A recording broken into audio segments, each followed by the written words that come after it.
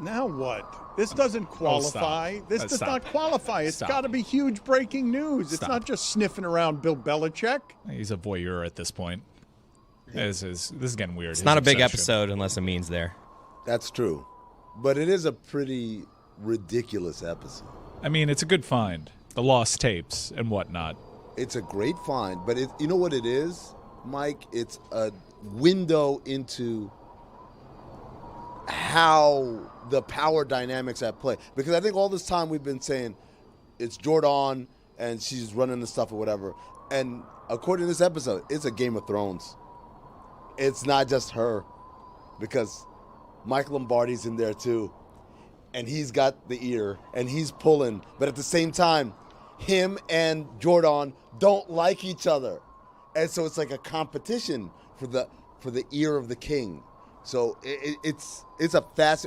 How long is this thing gonna blow? You know who comes out smelling like roses? Matt Patricia. In all this, he's even had a glow up of sorts. He's skinny.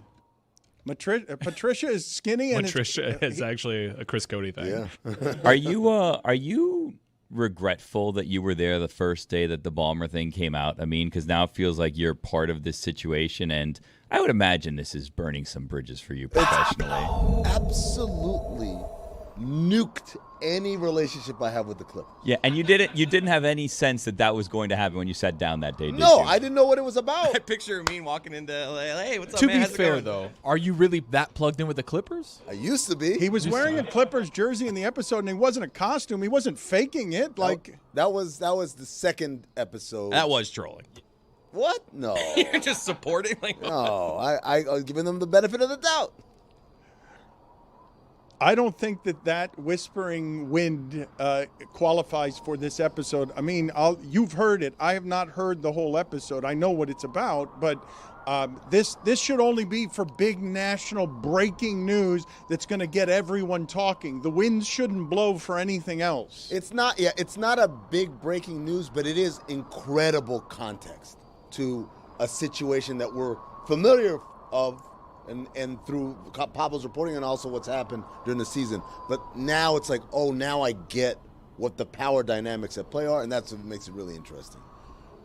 I am told, Chris, that a lot of people here who don't know necessarily how they want to express their feelings toward Billy want to do so through song. That Jeremy says that he wants to say goodbye. He's not supposed to be in today.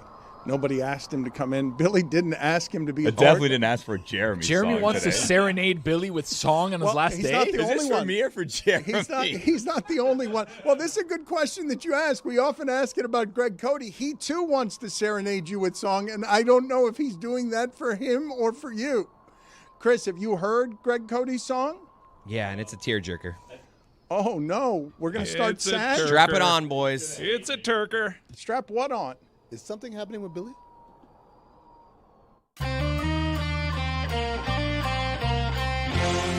You became the Duke as you vaulted higher. A useless sound not hard to find. And our love for you, it was forged in fire every time you blew your mind. Skeptical at times, but nuance always knows how to make us feel without you on the show. You won't be back, Jack, our favorite hypochondriac. So bang those pots and pans into the sky to go where apple pies and eagles fly. It's hard to say goodbye.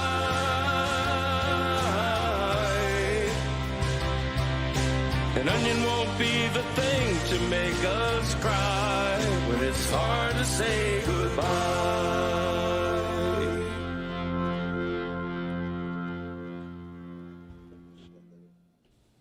I got no shot today. I got no shot of being any good today. Billy, it was a tearjerker. That was a tearjerker. And just tap into that emotional repression of yours. It was the forged in fire for me. Think of the bad moments. Well, we've got top 5 things Billy won't miss Do you want to just start the show there? No, we can build it. It's a couple of lies. Okay. We also have, like, last night was a great night for old guy in sports. Actually, three old arms, because I'm going to throw Aaron Rodgers throwing a Hail Mary 70 yards in there. That was crazy. The biggest story from last night was Scherzer, but we'll get to all of that. No, the throw from Aaron Rodgers. What a great incomplete pass. If he had 5 more yards, there's a guy in the back of the end zone open, by the way. If he had 5 more yards. I think their odds in the AFC went down after watching that incomplete. Dare I say, the greatest incomplete pass ever. Ooh, I don't know. He's had a couple of those. That one was pretty incredible.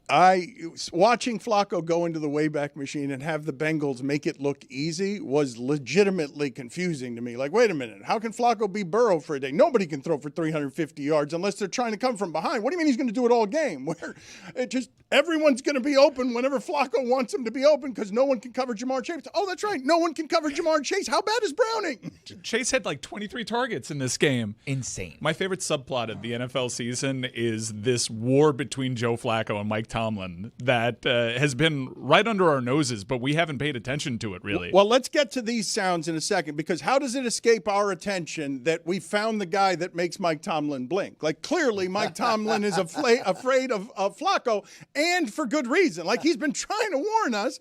He's been telling us for years certain things won't allow you to get out of the stadium. One of them's Flacco.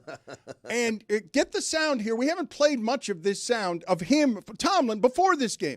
Just warning us again and again. I don't want any part of Flacco. Please, you guys, don't injure Anthony Richardson. I don't want Flacco in the game. I'm afraid of the veteran quarterback. You know, to be honest, it was shocking to me. Andrew Berry must be a lot smarter than me or us, because it doesn't make sense to me to trade a quarterback that you think enough of to make your opening day starter to a division opponent that's hurting in that area. But that's just my personal feelings.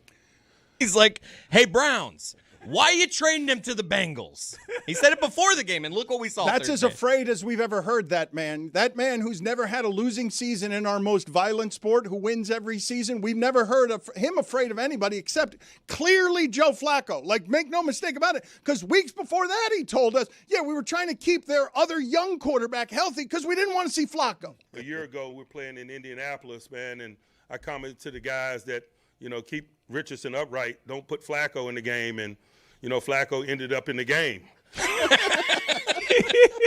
Has someone ever won a comeback player of the year because of the comeback within one singular season? Like, he's just coming back from being with the Browns. Do you know how hard it is to be better than the comeback player that you already are, that you won over a guy who died on the field and came back? Talk about breathing life into franchises. That's what Joe Flacco does. A breath of fresh air, a breath of new life for NFL franchises. Well, Tone, the Bengals now are in play. All of a sudden, they're back, baby. All of a sudden, we're all like 3-4. Can he get him to Burrow? Can Flacco just get him the to bridge quarterback we needed, the 40-year-old. He is the living embodiment of Marty McFly's parents kissing at the Enchantment Under the Sea dance. Like, the Bengals season's disappearing. I was like, oh my God. And I don't feel so good, Doc. They kiss like, Earth Angel, Earth Angel. I need Pablo to investigate the urban legend surrounding Joe Flacco's comeback player of the year win, because in league circles there was chatter that Joe Flacco was supposed to, if he won the award, give it to Damar Hamlin in a nice moment. Wow. And as the urban legend goes, like, Flacco's like, get out of here. This is my award. I want it. The only way to do better than win comeback player of the year over a guy who came back from the dead is to be able to come back from the Browns tried to wreck you at the end, and you wouldn't let it happen. And now you're out there roaming around, and your remains are literally haunting the man that we thought, Mike Tomlin, had no fear. Like, he's clearly haunted by the idea, you guys are really going to give him the division? I had it right there. I was going to be 5-1. We were going to bury the Bengals forever, and I can't, because now Flacco's roaming around in the division. And, oh, my God, they've got good receivers. Oh, my God, they gave all their money to the receivers. So I thought, I'm looking forward to talking to Dominique Foxworth about this, because the game I watched last night, I thought Jalen Ramsey played well, but T. Higgins is really good. And on that last play, T. Higgins is also paid a huge amount of money to make that last play. And I'd like to know, what is your measurement, guys, on the game Jalen Ramsey played last night? Because with the running game the Bengals had, their corners were on an island and didn't have a real chance. But the one that had no chance was whoever's guarding Jamar Chase. They decided Ramsey's going to be on Higgins, and he slowed Higgins, but not if Higgins and Chase are going to be what they've been for 3 seasons that are the reason the Bengals paid them all that money. Tony, yes or no? Jalen Ramsey played a good game last night. Yeah, look, it's hard to play a good game when you're constantly getting beat by 2 really great receivers, right? Like as a corner, it's a failure position. It's like almost like hitting 300. You're going to fail 70% of the time, but you're still going to hit 300. As a good corner, you fail more than you succeed, but when you do succeed, it's big. It just feels like when you're getting 23 targets, that's usually never happening to somebody you're guarding. I can't believe how easy the Bengals made offense look last night. But I do want to spend today making sure, while we celebrate old people, we celebrate as well that Billy Gil has a montage of things here, of sounds that we have. It's a connection to old people there. What are we saying? Well, You are getting older. Yeah, that sometimes you can't dispute what Tony said there. You can't dispute. You are getting older. Am I? Are you getting younger? Some would say. We have sound here of Billy's first words on the program as we go full nostalgic and biographical. Billy, do you have any recollection whatsoever? Do you have any context for this sound that we're going to play? Do you remember your first words on the program? No. Have you seen this? Do you know anything about what Chris Cody has dug up here that are your first sounds on the program? I don't. I remember starting, though, off with a confidence that was uncommon to most people. The vault, and it is a vault, okay? That's what Strug and Mary Lou Retton did, okay? The vault is the vault, okay? It's a form of the pommel horse without the handles. The pommel horse is only used in men's gymnastics. Okay, so you can't vault off the pommel horse. You can in female gymnastics, but the horse without the handles. It serves a dual purpose. Sort of. We need to get to the bottom of this. I cannot have this leaking into the next segment. Just tell me so that I can get it out of my brain and move on to other topics. Please, Billy, not sort of. Just tell me. Can you vault off the pommel horse? Does anybody do this? They used to, but not anymore. Okay. Not an answer. They used to. You can if you're an idiot. All right, moving on. No. You want to keep it right here? No, I don't want to. Okay. That's the first time he ever spoke. How many? Billy? And then there was a texter. The next segment, people were not happy with Billy. Texter writes in, and I believe we can all agree with this. Billy is the worst. Billy just uttered a couple of syllables there, but already you have turned on him. His radio debut, I'm pretty sure that was Billy's radio debut on our program. He uttered about 4 syllables total. I thought he was efficient and funny. People don't want to hear from anybody who isn't us. They have turned on Billy for using the same microphone that they complain that Mike Ryan sometimes turns on. Boy, things have gotten out of control around here in terms of how much the people speak. Billy, how many shows did you go without speaking? How many shows did this week? Did you work here? 2 years. Like, You used to have to earn. Yeah. I was on a show for 2+ years before I said anything. Sitting in the corner with Stevie, who could barely log the show. Just answering the phone. Even that I'd have to type in the description. That was quite the producer battle. Stevie. King of the Mountain, who wants it, boys? You or Stevie? And you guys you and Stugotz just wanted to be Stevie's friend the whole time. You're like, man, Stevie's so hot. Came I'm to like, my what's wedding. wrong with you guys? I invited Stevie to my wedding. I don't feel like it's fair to group me and you and Stugotz thought that Stevie was so hot. He was so bad. But we just loved the vibes. He's like, hey, man, I forgot to log the show today. You do you, Stevie. You're doing great. You guys treated him also like Joe was like, how the ladies treating you, Stevie? And he's like, I live this weekend. Like, Stevie. His dad was like friends with Stugotz. Stevie! Vibes. He works hard. Let's get some video here of people, and also more recently, right? Because Billy and Zaz had a moment the other day that I want to replay because I'm pretty sure it was the introduction of the mouthpieces. The Dentec bucket mouthpiece, yeah. Yeah, but let's play some of that back. Going back to the Clevelander, let's celebrate Beepo for a second. Something that we can make happen, right? This is it. Bro, you take a turnover chain, you put on the Cuban flag beanie, and that's it. You walk out with Jorge, and that's it. Bing, bang, boom. You gotta give him a Cuban flag beanie. He's gonna quit before the fight even starts because he's gonna see what's up. As soon as you walk to the ring with him, you take a cazuela, you start making. Let me find it. Hold on a second. Pots and pans. You just Yes. That's how you need to go to the ring. The day of the fight. You don't have this, Stugotz. You don't have this in you. You just broke something. Yeah, that's right. And guess what else is going to get broken? Nate's face is going to get broken. I'm telling you. Whoa. All right, so I'm going to train with Guillermo.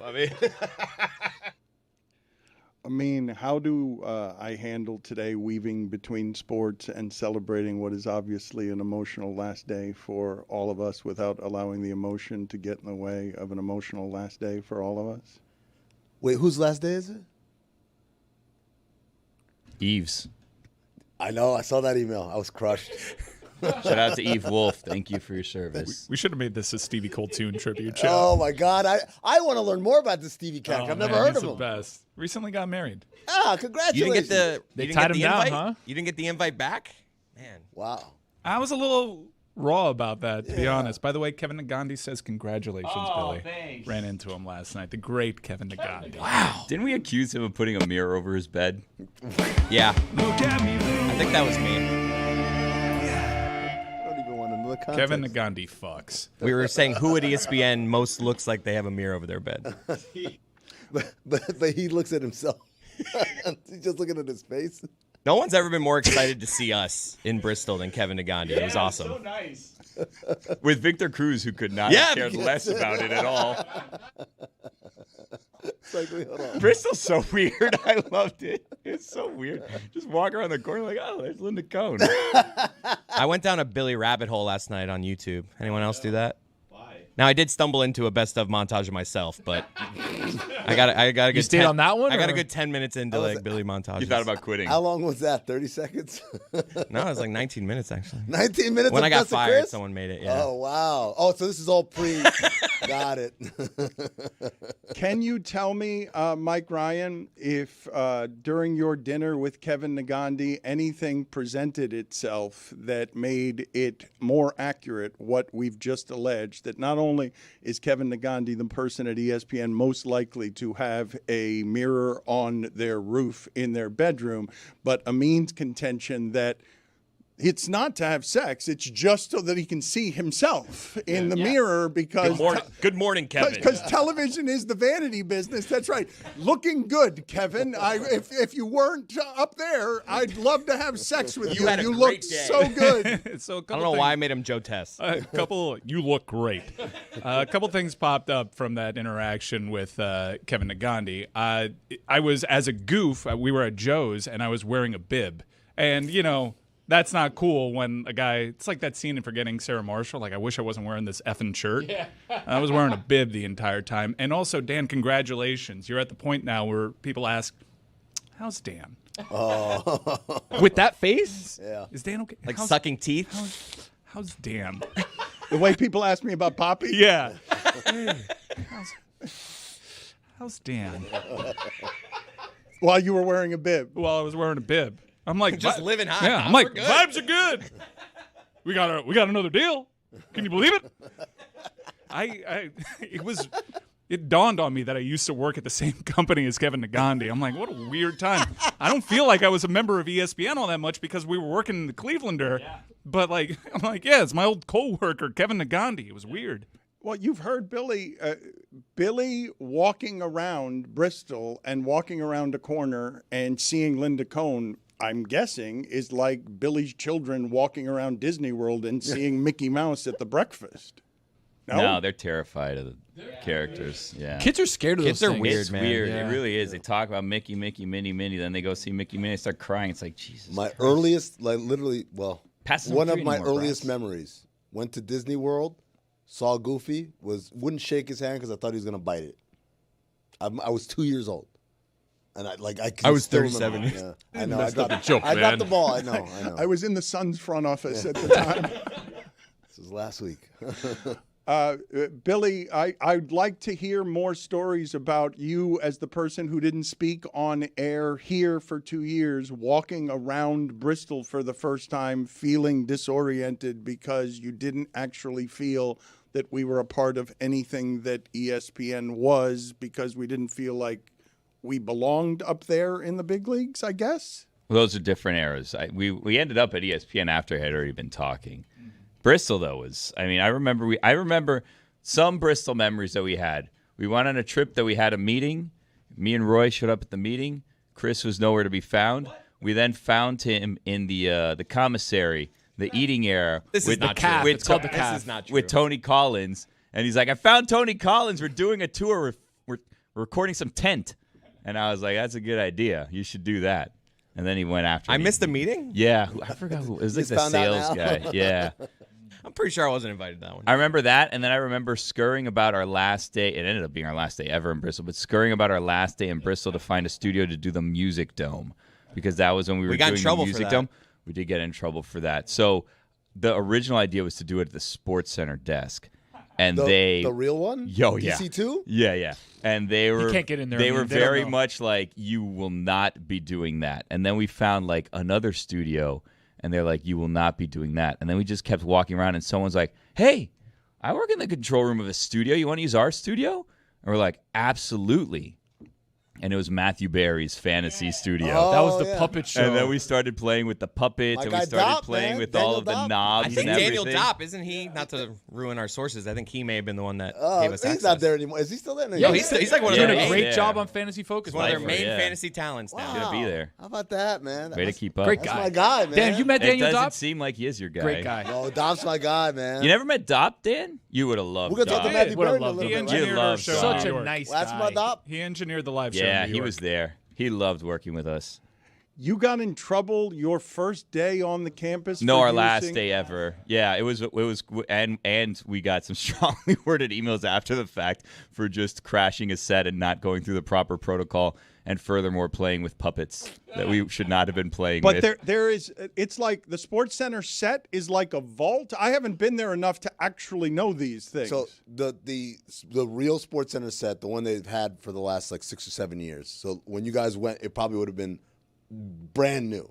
It's massive. It's very expensive, and you can't just walk in there. but even if you work there, Even if you work there, man, that's a crown jewel. but Billy was an employee. That so's everyone else. You have to be an employee to be in the building. campus. I know, but why wouldn't employees be like, if somebody in our building, not that we're ESPN, but if you needed to walk into one of our studios, people would walk in and out of our studios. And like, is it because it's this precious heirloom that set is a recognizable set, and so no employee is allowed on it without like a frisking, and you got to go through an X-ray, and you got to go through bureaucracy yeah. and security? Now you get it. I mean, you could like stumble onto the set, but you had to keep walking. But we definitely were not going to be using the set to tell people that Thingamajig was Victor Oladipo. Remember that? I have now seen over the course of this week a couple of times, and I did not know it before seeing it a couple of times, though I could have suspected it, but I did believe in you, and I can be naive this way. You clearly pulled that ladder over during your Dancing with No. the Stars update. No, false. Dancing with the Stars. Absolutely pulled the ladder. It It almost killed you, by the way. Mass singer. Oh, Stevie's on FaceTime. Stevie's on FaceTime, Oh, Dan. Stevie. He is a handsome Stevie, Amin guy. says, what's up? Well, it's a Come good-looking back, guy, Stevie. man. Stevie, the seat's open for you. Oh, he's got a beard now. Oh, Stevie's going to be here on Monday, Dan. Just you wait and see. Hopefully you don't need the show to be Yeah, logged. zoom in on that. There you go. That's a handsome guy. No wonder It they looks like Mike Fuentes. He looked all mature. Stevie, you're on the air, pal. handsome Mike Fuentes. What's up, boys? Yeah, what's up, Stevie? Yeah, your vibes as always, pal. Old home week. The old crew is back. I love it. How the girls treating you, Stevie? But, you guys miss me that much. I love it. Yeah. Hey, congrats on being married. Where was my invite, dog? Invite for invite. Oh, yeah, that is true. That is true. We missed the invite for invite, man. For real, but That's- that's the next DJ gig, man. You know that. Yeah. Do you agree that Kevin Nagandi fucks? Who? The Masked Singer was the Masked Singer. Dancing with the Stars. How could I get that wrong? We should do Billy's top 5 times we got in trouble at ESPN, given that We? How many OLIs? I didn't get us in trouble. We know number one. starting with the Masked Singer the day after the Super Bowl is That one of the was- times you told me we got in trouble, and Oh, I didn't yeah. know we got in trouble, and we started with the Masked Singer after the Super Bowl because you're so good at doing the Masked Singer. I believe that's when the ladder came down on close to me. Is it not, or was that a different no. time? Figurative that was the ladder. time. That Just was the like figurative season 3 or season 4, I think. Yeah. Yeah. The ladder thing was when we were kind of, for gonna be honest, we're running out of things to do. And then we saw a ladder in there, and actual people was in there, and I was like, I want to make this guy laugh. And we pulled down that ladder. I remember. I mean, the ladder fell. It's so I can say this now. Billy reached the point where he didn't want to do it anymore. He hated the bit, so he just tried to sabotage it. And that was A common the thread. Yeah, it tends to happen. Usually by his own design or by Joaquin Gonzalez's. That guy. It's a bit passive aggressive because that skit was not my idea. I still don't know what the difference is between Dancing with the Stars and the Masked Singer. We were only doing that because you liked the Masked Singer. You got tired of it and didn't tell me. Just we were doing it because you didn't like the Masked Singer. Very clearly, it's a mask. No, hold on a second. We were doing the Masked Singer because it was a pop culture moment, and that was us connecting with what was going on in pop culture at the time. However, pop culture continued to move on, and we did not. So we just continued doing the Masked Singer over and over again. And I will say that when COVID came, while it was horrible, and we lost all of those people, and it was a terrible situation, all those lives lost. Yeah. We also lost the ability to do the Masked Singer updates, the Music Dome, and I could not have been happier for the situation. He that would working take from so home many made it hard. notes. Like, I'm telling you, there would be pages of notes about It it. was Look at the so- legal pad. It was so unpleasant. That watching wasn't a it bit. at the end. There were pages of notes. Yeah, too many. You guys didn't even want all the information, but I had to give you all the clues so that we could guess along to figure out who the Masked Singer. Hey, that actually was Thingamajig. That you clearly grabbed that ladder. It's No. obvious now. The investigation Pablo Torre finds out has learned that ladder was purposely. I didn't know at the time because it happened behind me. I thought it was a mistake. I really did. I believed it was a mistake. It's like when an offensive player pulls his defender, oh! I want to relive it with audio here. Let's listen to the ladder fall. The tree. The tree. All right. The tree. Was the tree the cue? All right. The tree. So expertly done, only because I was not looking at you. Did I not recognize that you were doing that on purpose? Now, upon further listening, if you only have audio, see if you see and can hear where it is that Billy is fiddling around and grabbing for a ladder that was already supposed to fall because he missed it the first time he purposely grabbed it. The tree. The tree. All right. The tree. All right. The tree. The ladder missed its cue. Performed total eclipse of the heart. The tree. The tree. The tree. Can we just grab it? Play the sound of Zaz and Billy arguing. This is an all-time clip right here. I honestly, when you had the swap helmet and he was in the studio, I was hoping you guys could recreate the magic. Swap helmet is supposed to be a good thing. You swap it with a person, I'm not the guessing team. here. You swap it with a person. You swap it with me? I'm not. You want to do business with me? You want to swap with me? Maybe I had the Broncos. You want to swap? No, I want to swap the team. I don't want to swap with you. Who you got? That's not how I do business. Well, you don't make the rules. Maybe I got the Commanders. You want the Commanders? Your microphone's off. Yes, if you have the Commanders, then I want to swap. So you want to do business with me? If you have the Commanders. Say I want to swap with Billy. I want to swap with Billy if he has the Commanders. No contingencies. Pick a person to swap with. This is what you get for not keeping up. Yo, Chris, who you got? I have the Jags. Mike has the Cardinals. They're the biggest favorite. You son of a... But maybe I had And I don't like to use that word, but you made me. I might have the Commanders. Might use in this hand right here. You have the Commanders? Maybe. It's right here. Take a look. It's in this hand. Let me see your hand. You seeing it? You blind? You have the Commanders? I got my team in this hand right here. You want him? If that team is the Commanders, I'll want them. I think Chris Cody gave you a clue. Want this team or not? I don't want that team. I'm declining. I don't want that team. Wow. Your funeral. It's as strong as you've ever been. Gangster with a lisp. It sounds like Jonah Hill from Wolf of Wall Street with the fake teeth. That's what Billy sounded like. Jeremy wants to say goodbye to you emotionally, syrupy. He wants to serenade you. He's jealous of Greg Cody's song. Jeremy's in the other room. He also badly wants to talk about Scherzer putting on the best performance that there was from an old guy yesterday. We're not going to let him do that. But Jeremy, what do you have? How do you want to say goodbye to Billy? Thanks, Dan. Yeah, I really wasn't sure how to say goodbye. I dressed as Billy today as tribute. He's always been one of my favorite characters. He welcomed me in with so much love and so much grace to the show. And I didn't know how to put it into words. And speaking to him in person, I didn't know how to even write it in a card. So I decided, like Greg, like Yeti, I would try to put my words into a song. So, Chris, I think you have that available. Goodbye, Billy. Goodbye, Billy.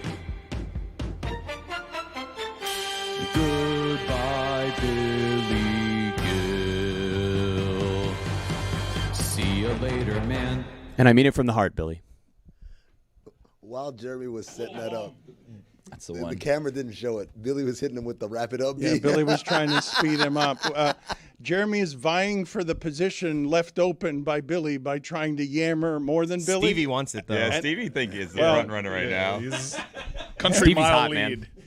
The vibes. Him or Udonis Haslam or James Franklin. We're going to have an open tryout for Billy's seat.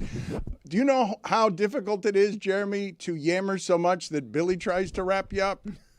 Well, I learned from Billy that things like words can be, because it's like, Charlie,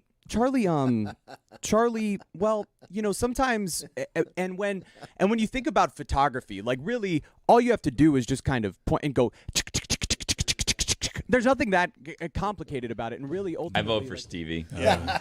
Clay Travis's contract's up. Really? Saw that article. Free agent. Shit stain. We refer to him as shit stain. Need a little more balance. Need a couple of shit stains. Get yourself on a list. I do want to talk in this local hour. We will spend the show celebrating Billy, and Dominique Foxworth will be around here a little bit later. Matthew Berry will be here as well. We'll ask him about Dop. But Great dude. Louisville and Miami play tonight. Louisville. And if people want to pounce on Miami quickly, because very little annoys the national audience more than anything that resembles the "you is back" talk.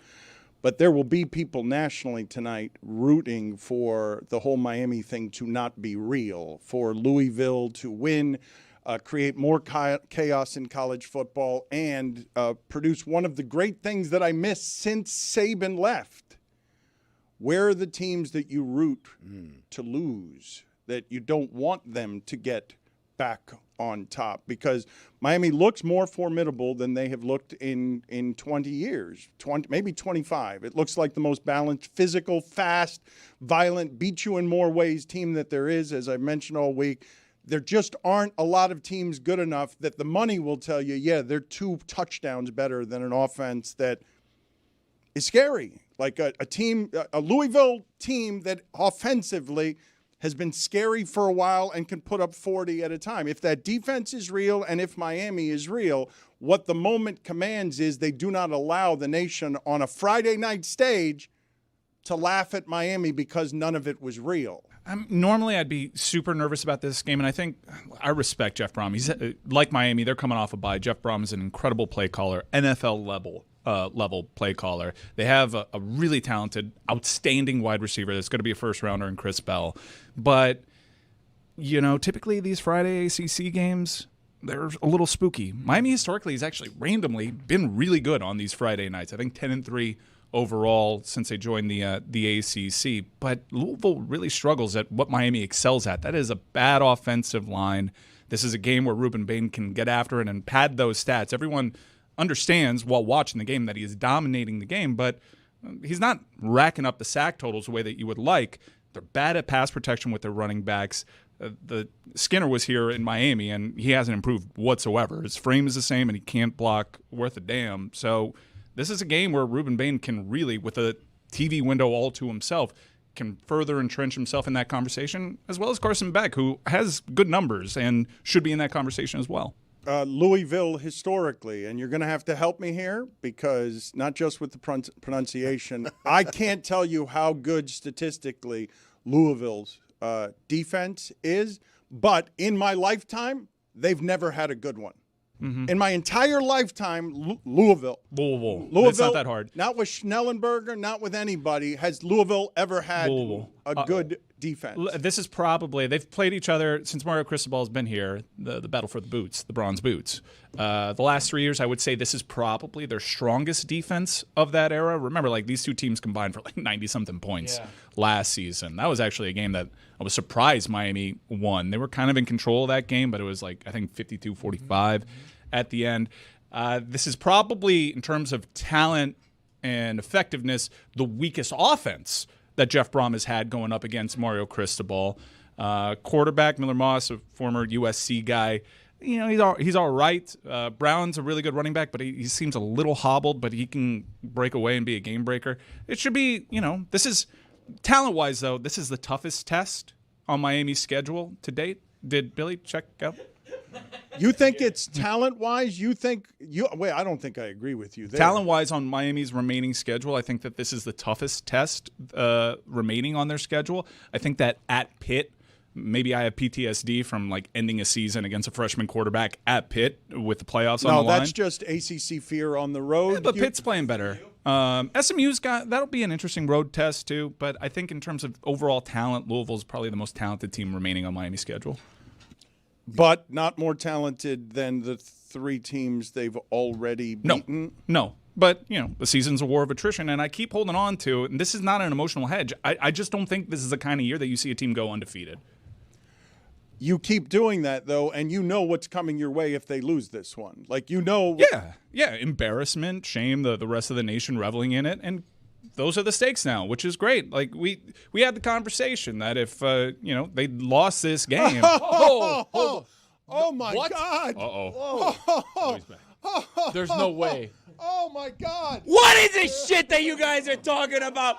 That Louisville and Louisville this, and they're not going to beat the Canes. The Canes are going to beat the shit out of this team today. I'm telling you that right now. And you guys have been saying all of this time, where has people been? Where is he? What's going on? Let me tell you a little story. I can't believe this. 4 years ago, a company was started. And there was this man with an accent, and his name was Gilligan something, and he said, we are going to reinvent the wheel, and we are going to make all of these movies, and the first movie that we're going to make is about you, people. And I said, that sounds dope as hell. How many are we going to make? And he said, 4 parts. And I said, that's sick. 4 documentaries about people. I can't wait for the world to hear my story. And he said, I'm going to make you a very wealthy man, people. And I said, that's great. What are we talking here? Millions? Billions? He said, millions. And I said, great. How are you going to pay me, bro? And he said, I'm going to pay you in stock options. And I said, what the hell does that mean? And then he was like, well, Mr. People, this is how it's going to work. We're going to give you. And I said, great, you're going to give it to me now? He said, well, 4 years, something about a vest. 4 years, something happens with a vest. And it says, in 4 years, I get all of that money.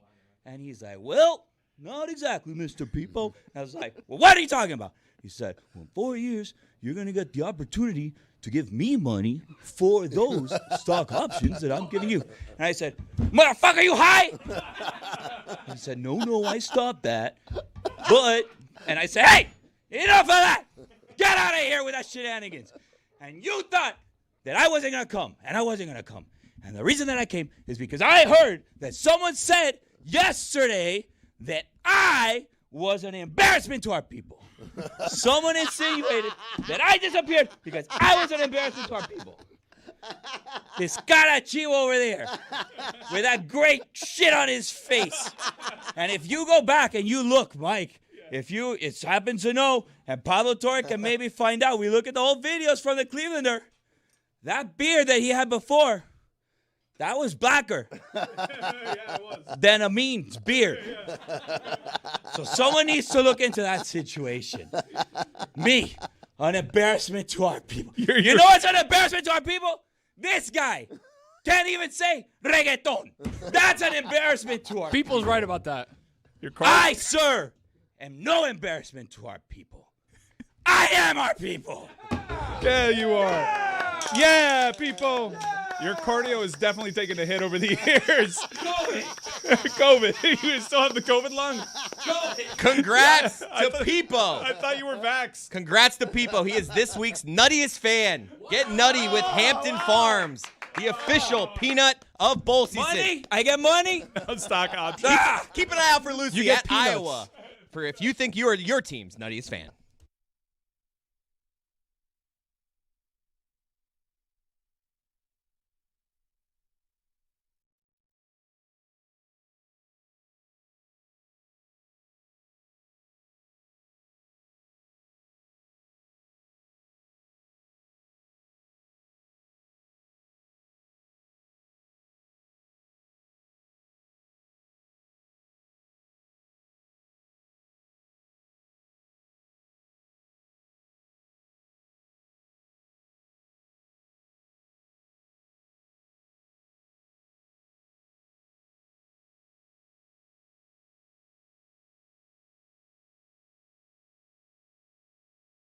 Billy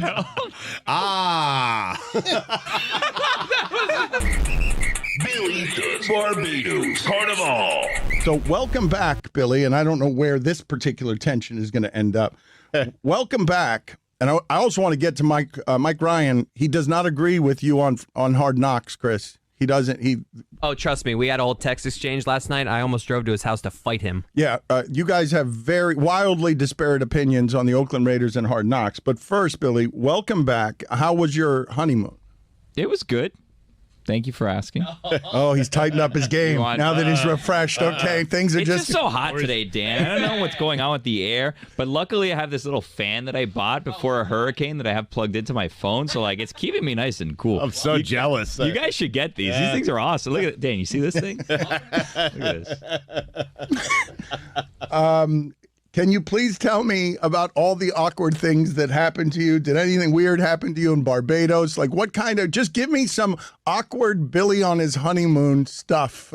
Is there anything that... The non-awkward would be a much shorter story. Yeah, I wonder how this is going to go. What's the best you got from your honeymoon? And then we'll move on to other things like Antonio trying to steal your job. I've had a lot of awkwardness, in my entire life, I guess. But recently I've had a bunch of awkwardness. So I'd say from the honeymoon, I think the most memorable thing that we did was, so in Barbados, they have an annual carnival, right? Or carnival or whatever, right? It's called Crop Over.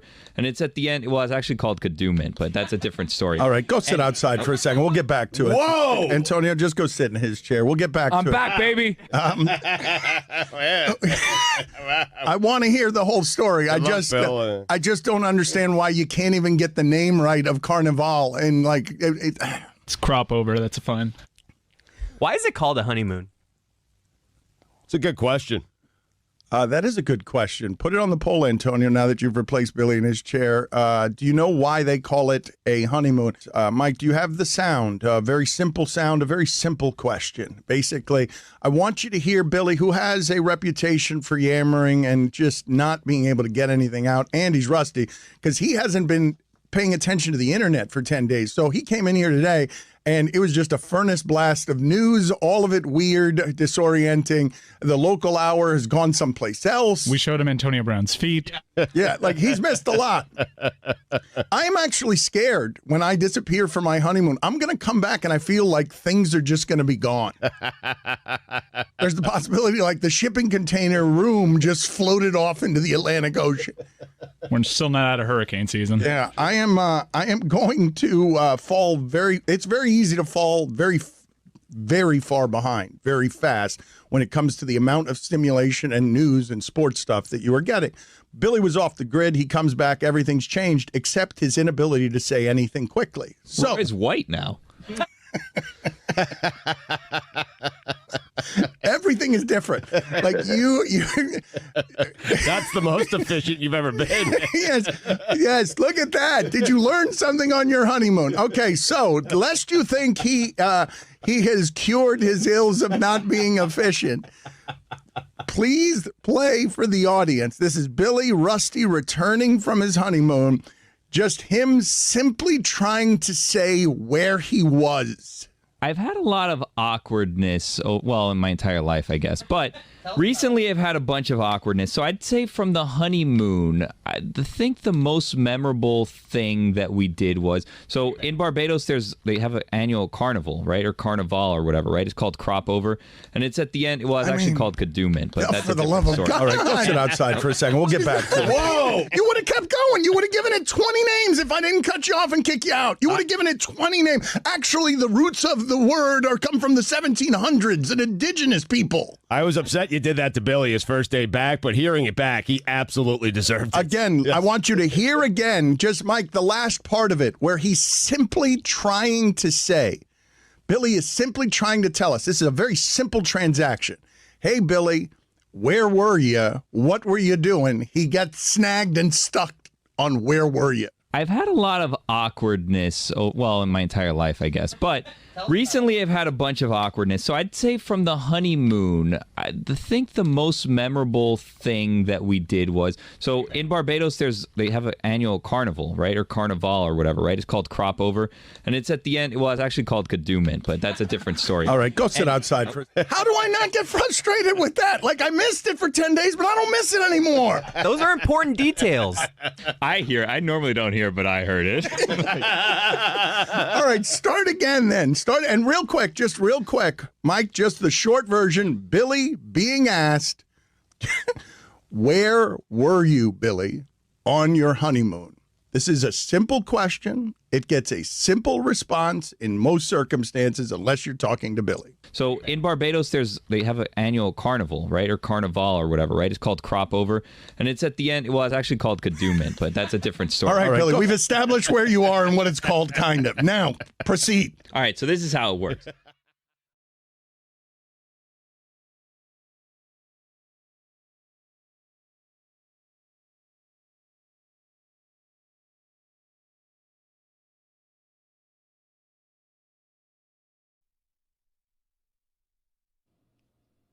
This episode of the Dan Le Batard Show is presented by DraftKings. DraftKings, the crown is yours. I need everybody to know here that if you love Ron McGill and you want to support the things that he is doing, he's got a big event at Zoo Miami. He's winding down his career at Zoo Miami. There's not going to be a lot of time left there. Breaking news? There's enough going on this week. I don't need that too. Is he okay? Oh, my God, he knows. I'm not breaking news here. He's just in his 60s. And people live a long time. I mean, the government's in bad shape and government workers are having a hard time at the moment. And so... Ron's okay, though. Wait, so he's dying or he's getting fired? Well, this happens to me all the time when I say goodbye. This happened to me yesterday when I was saying goodbye to you. People thought that you were dying as well at the beginning of that. This happens to me every time I say anything like this. I'm not breaking news when I tell you that he's got a Halloween party, and I don't know how many more of these he's going to be doing at Zoo Miami. It's Monster Masquerade. It's an adults-only event, and he's allowed us to give our listeners a discount. Roy, give the people some of the details on this. Yeah, this event is tomorrow. Please do not bring your kids. This is adults only, 21 and over. Oh, yeah. Right? All right, the code is RONMM25. You can get 15% off the ticket price, which is $150 each. Has open bars, and you can eat from 20 restaurants. You can go to zoomiami.org/monster and use code RONMM25 for a 15% discount. Is this like a upside down pineapple situation? What we got here? Maybe.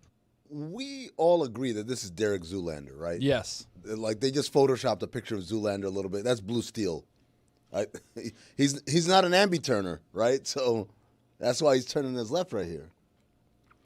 Dominique Foxworth is waiting for us in the Zoom. I thought Billy was going to speak there, but Billy, as you know, does things when he wants to do things. No, we're talking to Amin. You were just trying to figure, because you again said after we were trying to clarify, this might be the last one he does, and we're like, well, because he's sick, he's dying. Government. What's happening? He's just old. Yeah, he's not that old.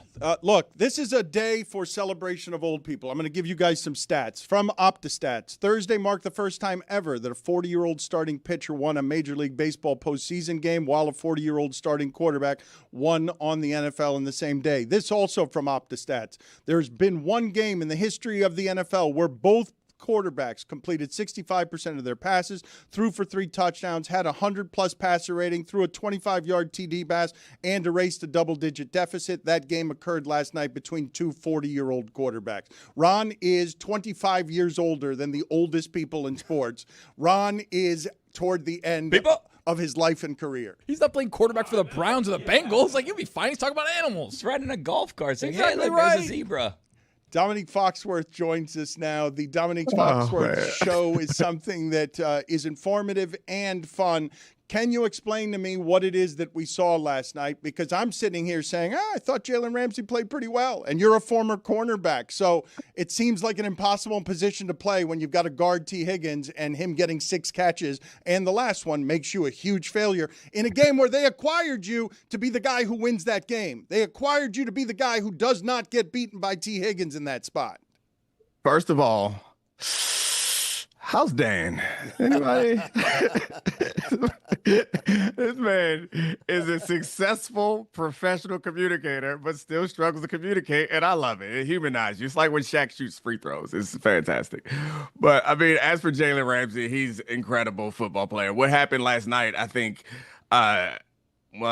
Tony kind of mentioned it earlier about how it's a challenging position. And I think, to be honest, we talk about how losing a step could hurt you. Like, he isn't as quick as he used to be. So, like, when he's in press coverage, he's going to get beat a little bit more. And it's just those inches that change the way that things work, especially when there's an accurate quarterback. So he was on Chase and Higgins at different times in the game, and he made some plays from time to time. But it's a really tough position, especially when the guys that you're going up against are in their prime, and you may not quite be there anymore. But, yeah, what he means to that defense is more about flexibility and versatility than it is about, like, being a lockdown, shut-down corner that they put on the guy and he disappears. But you also mentioned earlier that the running attack, that was really the difference for the Bengals. The Steelers were in a lot of single high stuff, trying to take away that rushing attack, which isolates Jalen Ramsey. And Jalen Ramsey was playing off really far, quite a bit. And then when he got up and pressed, that's when that little bit of quickness that he might have lost, it gets in the way, and it becomes a problem. So did he or did he not play well? Is a cornerback even allowed to play well the way you do cornerback measurements in a game that looks like that? No, I mean, his assessment would be that he played poorly. He gave up a couple touchdowns in the most pivotal play in the game and just man-to-man isolated press coverage. Like, you can't say that you play well in that situation. They give you a really hard job. That's the thing about playing, I mean, frankly, any professional sports, but especially at that position. And the same thing could be said for playing quarterback. That's a really, really difficult job. It's hard to do. If you don't succeed, then you didn't do it well. That's one of the great things about sports is you don't have a whole bunch of conjecture about why this happened or what's going on here. We might do it when we're analyzing the game, but when you get back to the locker room, guys are either saying, good job, high five, or saying, hey, it ain't that big a deal, man. We'd be all right. It happens to everybody. Like, that's your experience. Rarely do they MF you and try to fight you. You have to be really bad for that to happen. But most of the time, it's like, hey, come on, man. It gets everybody. Don't worry about it. We behind you, that type of stuff. Well, you say they get everybody, but I haven't seen a game except maybe Seattle, Tampa Bay this year. I haven't seen a football game played where that's what I'm watching. Wait, I thought the Steelers' defense was good. What do you mean all of a sudden the 40-year-old quarterback who's not Browning can get there and have a 350-yard game where he's not throwing from behind? He'll just decimate you all game long, and all of a sudden the Bengals look exactly like they did with Burrow. How's that possible? Well, the Steelers defense isn't very good. Like, they haven't been all that good all season long. They have a lot of names and they have a long reputation. It's a lot like what happened with the Ravens, but I guess the Ravens have the excuse of a bunch of injuries. The Steelers defense has kind of been up and down this year. The games that they had like a high EPA were a result of turnovers, and those things, as you know, can come and go depending on the situation. So they haven't been all that good this year. That still doesn't mean that this offense that's been bad without Joe Burrow all year should just kind of go in there and do what they want with him the way they did. But I think you can chalk it up to the Joe Flacco dead cat bounce, and also like Thursday nights. Thursday nights are always a little bit unpredictable because it's just a random weird rest situation and preparation situation. But yeah, Joe Flacco wasn't doing anything amazing. He was just picking them apart and making the decisions to get rid of the ball quickly and finding the soft spots in the zone. But I don't know why he's still doing it, at first it was like confusing to me, like why is Joe still out there? But now it's kind of beautiful and romantic that I genuinely think that this guy, people say I would do this for free and we all know they're lying. He's really one of these guys that I think would do it for free because I think he recognizes while taking a contract with the Browns, he recognizes that he's not going to win a Super Bowl or impact his legacy in any way. He also made a ton of money. I'm not sure exactly what could motivate him to go out there and get hit by people other than he just really freaking loves it. I don't love nothing as much as Joe Flacco loves to play football. He really does. He's been asked in press availabilities about, like, why are you still doing this? You have nothing to prove. And he's like, well, I'm presently at the level where I know I'm still an NFL quarterback and I only got one life to live. He's actually it's a love letter to football. Right. Every time he's asked about the question, he's like, why wouldn't I still want to be out here? It's freaking amazing. Or he hates his family. Or he hates Mike Tomlin. I'm just saying. Put it on the poll at Le Batard Show. Who does Joe Flacco hate more, Mike Tomlin or his own family? Oh, I mean, don't his sons hate him? Isn't that a thing that his sons they were opposing uniforms? Oh man, that's a cauldron there. That's a tough household where your sons who are eating the food that you buy, going to the fancy schools that you probably pay for, wearing all their expensive clothes that you have given them, also probably pretty athletic and tall thanks to your genes, still like, you know what? Jahmyr Gibbs. That's my guy. Yeah, buy me the Gibbs jersey with that money we make, Dad. That's awful. But Dominic, I didn't even think about that. It's like actually the money from winning Super Bowls is the money that you little MFers are taking to Dick's Sporting Goods and being like, hey, put me down for one of them Gibbs. Flacco's got one assignment during his time in Cincinnati, and that's just win enough to be a bridge to possibly Joe Burrow coming back and them having a shot at the playoffs. After 2 games, it seems like he's going to be able to tread enough water to get them there, right? I mean, I hope so. Like, that feels like a lot more fun experience than the alternative. I think that the fact that he has good receivers, it's so hard to decipher what's happening in a football game. And I would have told you before Thursday night that Joe Flacco was going to have a rough outing and the Bengals were going to get blown out. And I don't know exactly the reason why this is all worked out. I think there's a couple receivers that probably helps to understand it. But those guys couldn't work for Jake Browning, who's had some successful runs in that same situation with those guys. So, like, some of this stuff is surprising. I've noticed this year that it feels like there are some like emotional impact of certain players in certain situations that's impossible for us to measure as I've gone through like my evolution as of an analyst, from going from like football guy who's like hand in the dirt, everything can be explained by football, to like reading more about analytics and understanding that, to feeling like I can figure things out, to these numbers, to now back around on that cycle to like football guy where it's like, man, get these damn bobs right and hit somebody, holla at Jackson Dart and Cam Scatterboo, all of a sudden, we beating the defending Super Bowl champs. It's about having guys, right? And it feels like Flacco's playing a bit of Madden right now. He's like, all right, I'm going to throw it to Jamar Chase 23 times, and let's see if you can stop him, right? Like, it's easy to play quarterback when you have a guy that's that good and you just throw the ball to him. It wasn't easy for Browning. Like, it made it easier for Browning, but Browning can throw you 3 interceptions. So can Flacco, by the way, but he's not going to do it against the Jets next week. They're going to be 4-4, Dominique. And what we're like, if Flacco was enjoying life as football player before, he's enjoying it more when he's got the old age and he's counting the minutes, because he's like, I was just with the Browns Browns. I know how hard this can be when I don't have players. Good God, wait a minute. There's a team where I can throw to those two guys? Both my wide receivers are super expensive. Okay, I'll go there and punctuate my career there and see if I can just get it to 500 for Joe Burrow. And then all of a sudden in the playoffs, everyone's fearing the Bengals again. A lot of pressure on Joe Burrow, though, because I think that it wasn't a foregone conclusion. We were kind of saying, like, if we get there, then maybe Joe Burrow can be back. Like, I'm not sure. Can you imagine a scenario where Joe Burrow comes back and plays poorly, and the Bengals are like, hey, man, bring back Flacco. His toe's not quite healed all the way. We need to bring back Flacco. Dominique, you mentioned learning more about analytics in your current role as an analyst. When you were a player, did they ever – any of the prep, was it ever analytically driven? And if so, was it presented as such? Or did they just tell you, we need this to happen, and there was analytics behind the reasoning, but you guys never saw it? Yeah, you know as well as anybody that there's always been analytics. It's funny because it's like a new word where, like, I make fun of people because they're like, I did some research. Like, how many Googles qualifies as research?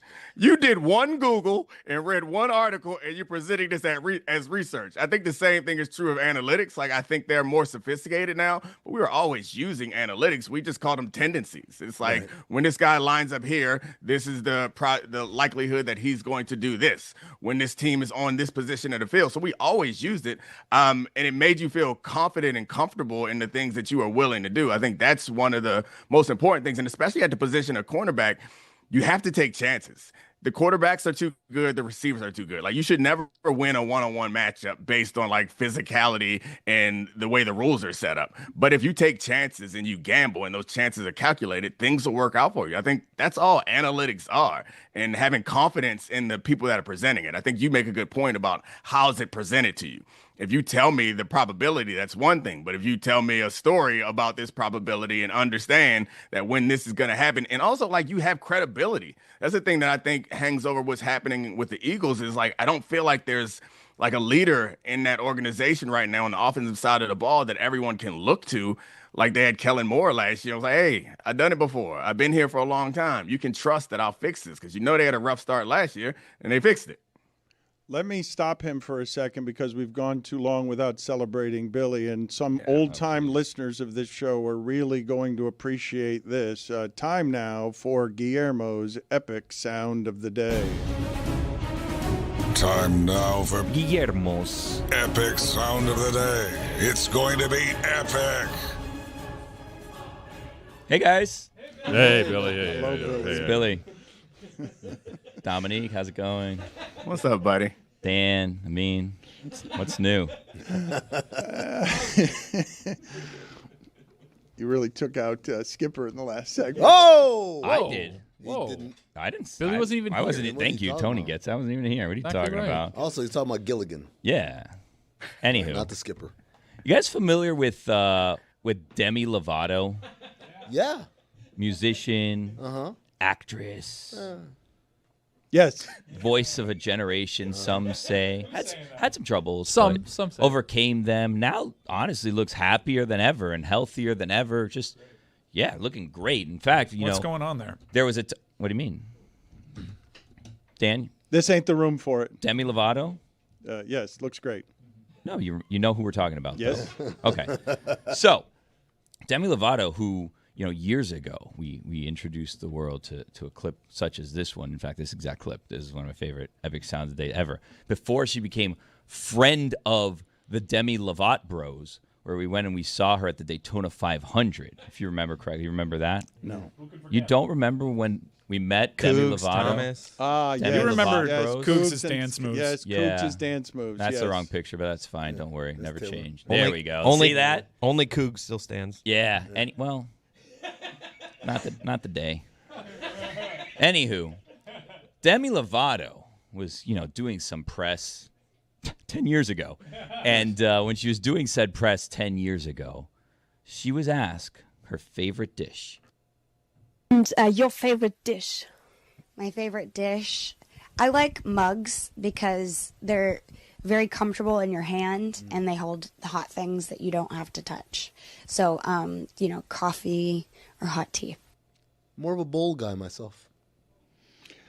That is Guillermo's epic sound of the day. I'm glad that we brought it. Guillermo's Epic sound of the day. It's going to be epic.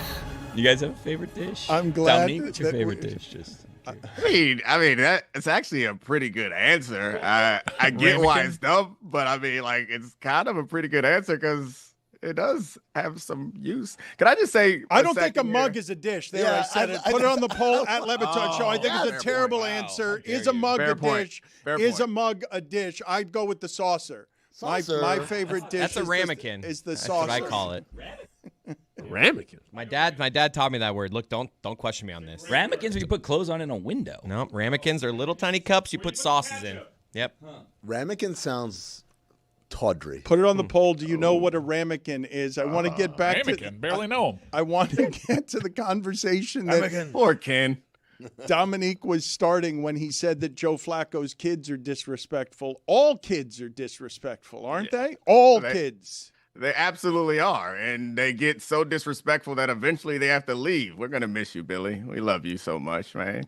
The weirdness in this show is a lot generated by Billy, and the show's going to get a lot less weird, which is kind of sad, but congratulations, and we're all happy for you. Hopefully, my kids can grow up to be, my kids can grow up to be as awesome and entertaining and talented and funny as you, but right now, they just disrespect the shit out of me on a regular basis, and it drives me nuts. And my wife tries to tell me that they don't mean it as disrespect. But if I tell you to put your laundry away, I take the basket from the laundry room and put it in your room in a place that you have to walk by. If you walk by it, that is disrespect. My wife's like, no, they're just not thinking about it like that. They don't take things as seriously as you do. But I throw to the room. Does that not qualify as disrespect? If I put it there, 1,000%. I know that you've walked by it 4 times. I heard you. It's 2 days now. It's still sitting there untouched. That's disrespect. I'm going to get mad. That's all. Imagine if you step over, right? Like supreme disrespect. In the NFL, you get a flag for stepping over somebody. AI stepping over Ty Lue. That's disrespect. Tony, you think I ain't do that? You think I ain't blocked the door with the laundry That's what I'm saying. So they're stepping over said laundry basket. Oh, and by doing that, are they, Dan? Are they or are they not saying, hey, Dad, F you? Well, they're not only just doing that, Dominique. I'm thinking to myself, as you say this, there isn't anywhere else in your life with any person you've encountered that you've ever abided this kind of disrespect. That's the thing about love is love and fear, but I think I've probably abided a little bit more disrespect for people that had some more power. Like I've been MF'd by plenty of coaches where it's like, oh man. And also like, yeah, sometimes me and Ray Lewis disagree. And I'm like, you're right, Ray. Okay, I'll be quiet, but when he walks away, that's an interesting one, though. What's funny about what you're articulating is the only time that you abide disrespect is when someone is actually more powerful than you. They're disrespecting you because they don't think you're powerful at all. Exactly. I know. It's that they don't because I'm not. That's the misconception about everything. And I think, Dan, you might be figuring this out too. It's like, man, when you're a kid, you're like, man, when I get to be a parent, adult, I'm going to have so much power and control, do whatever I want. Man, when I get to run my own company, I'm going to have so much power and control, do whatever I want. That's not how it works, kids. Let me warn you, don't get your hopes up. It don't get much better than 17. 17 is awesome. Nothing gets better than being 17, especially if you're good at football. Oh, it's incredible. A 17-year-old that can ball? Oh, it's life. Be a 42-year-old who's married with 3 kids. Not nearly as much fun. Dominique's kids are like, he'll be fine. We'll just draw another picture where his hairline is real strong. That's how they win me back. I used to laugh with my brother about how our mom would apologize in the off chance that she did something that we were upset about, rather than being like, look, I'm sorry. She'd just be like, what's that video game you've been talking about? Where those shoes that you've really been liking? And then she would pick it up for us, and that was her version of apology. I feel the same way about these pictures. It's like, rather than be like, I'm sorry for disrespecting you, they're like, hey, you got a hairline like Jalen Rose. Clearly not true. Is there anything more disrespectful than your kids do than what they just did to you? Like, what is the greatest of the indignities you suffered before you realized, wait a minute, this isn't a disrespect I'm abiding that I shouldn't be. These kids need to be better kids because I'm their dad. It's a lot of words. He's a great communicator. They are normally fantastically behaved children, but they do, like, because we are like more gentle parents than there was in the past. Like, obviously, I don't advocate any type of violence, but it is a much more direct way of communicating. And you turn up the volume a little bit, which is one thing I think I'm good at, is I don't blow up very often. So when somebody talk back, it's mostly like if my son talks back to his mother, I lose it then. And of course, we don't get to physical violence, but it's a lot of loud, and that stuff stops. So like the most disrespectful thing they do are these passive things where it's like, clean up after yourself. Don't take bowls out of the kitchen if you're not going to take them back into the kitchen. Those sorts of things, that my life is riddled with those things.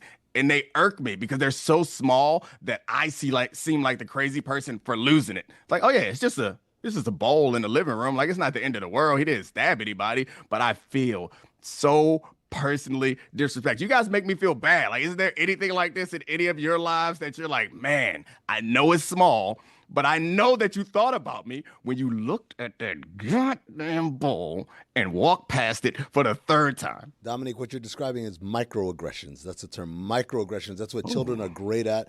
My kids, I told the story, I think it was a week ago or so. I was telling them about Milli Vanilli.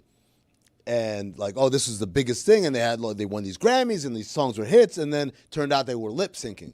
And so my kids were like, oh, word. And so then we put on like a little documentary about it. And I showed them the videos.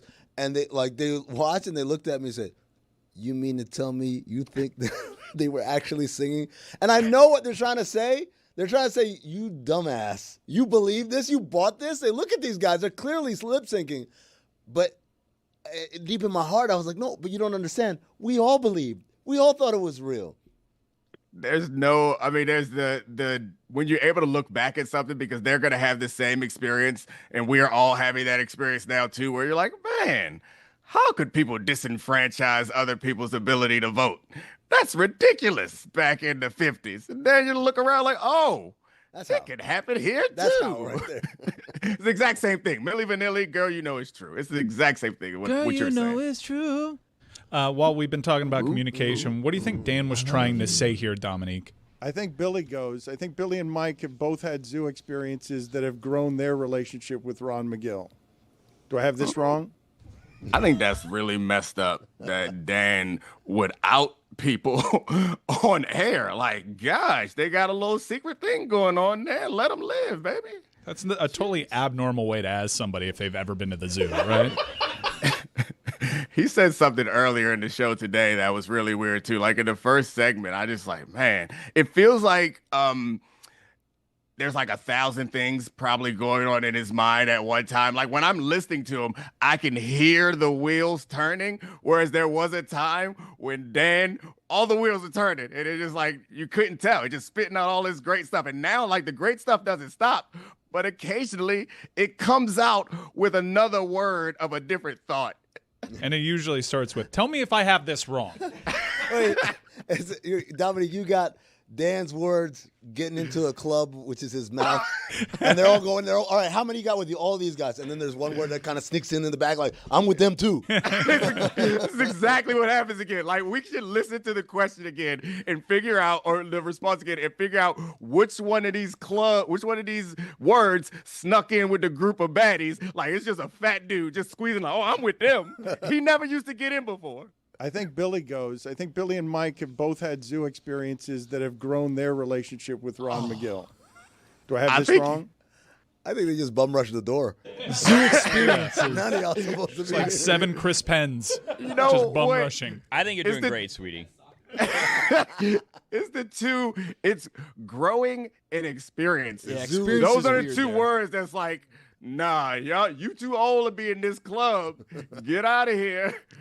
All I was trying to say is that he gave your kids a VIP tour they'll never forget. Then at say the that. Well, Sounds but much better. I did. Say VIP I wanted them to say it, and I've gotten old. This is what happens. I haven't done that. Zoological experience. I think my window closed on that. Ron's never going to talk to me again. Let's be real.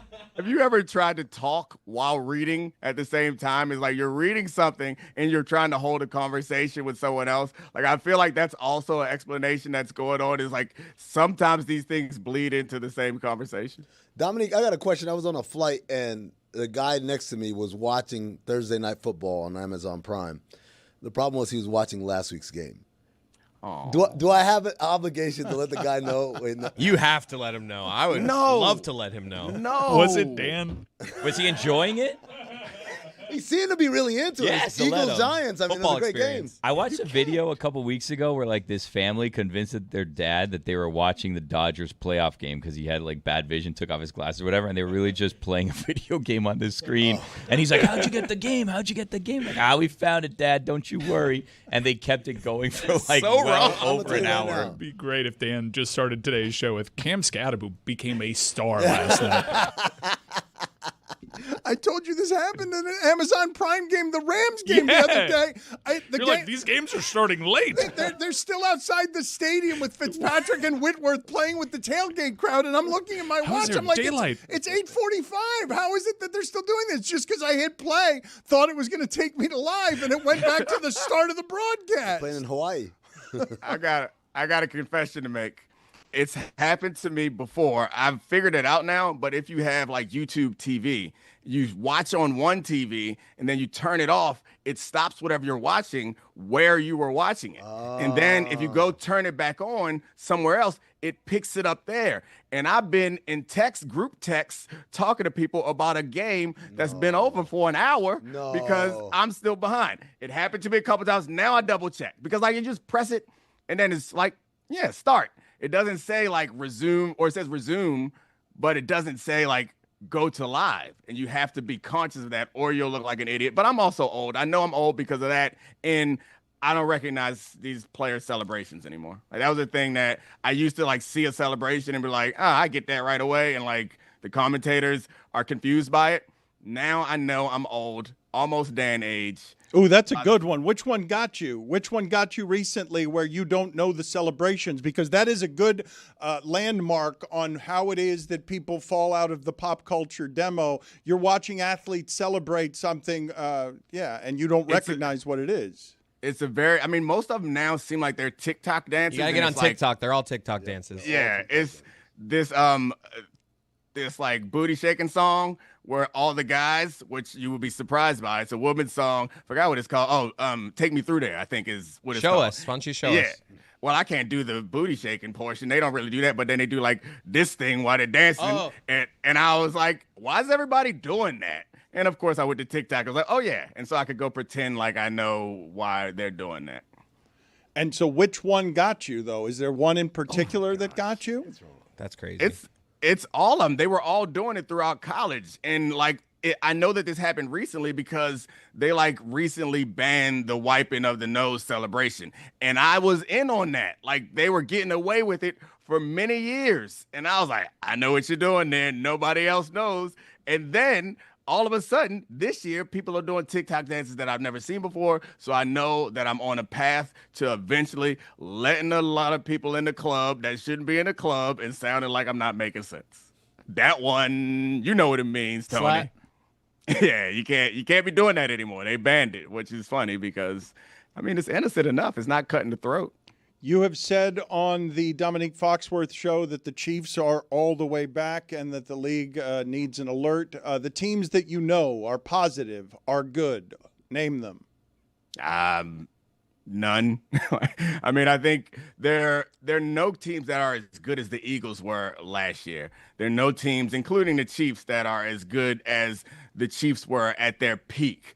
The whole league feels like some of the bad teams have gotten a little bit better and some of the great teams have gotten a little bit worse. But I think the thing that's most attractive, which I know you pay attention to, Dan, about the Chiefs is they're fun again. And the defense, I think they do this cool thing that Steve Spagnuolo does where he has a blitz or some sort of coverage that he knows gonna work. And he does not call it. He like saves it, puts it in his pocket for a certain time, which gives me faith in the defense that when they need a play, they're going to be able to get that play. But they're not going to need that play as much as they used to because they're going to be blowing people out because the offense, if anything, is back, especially when and if they get their rookie tackle back, Josh Simmons.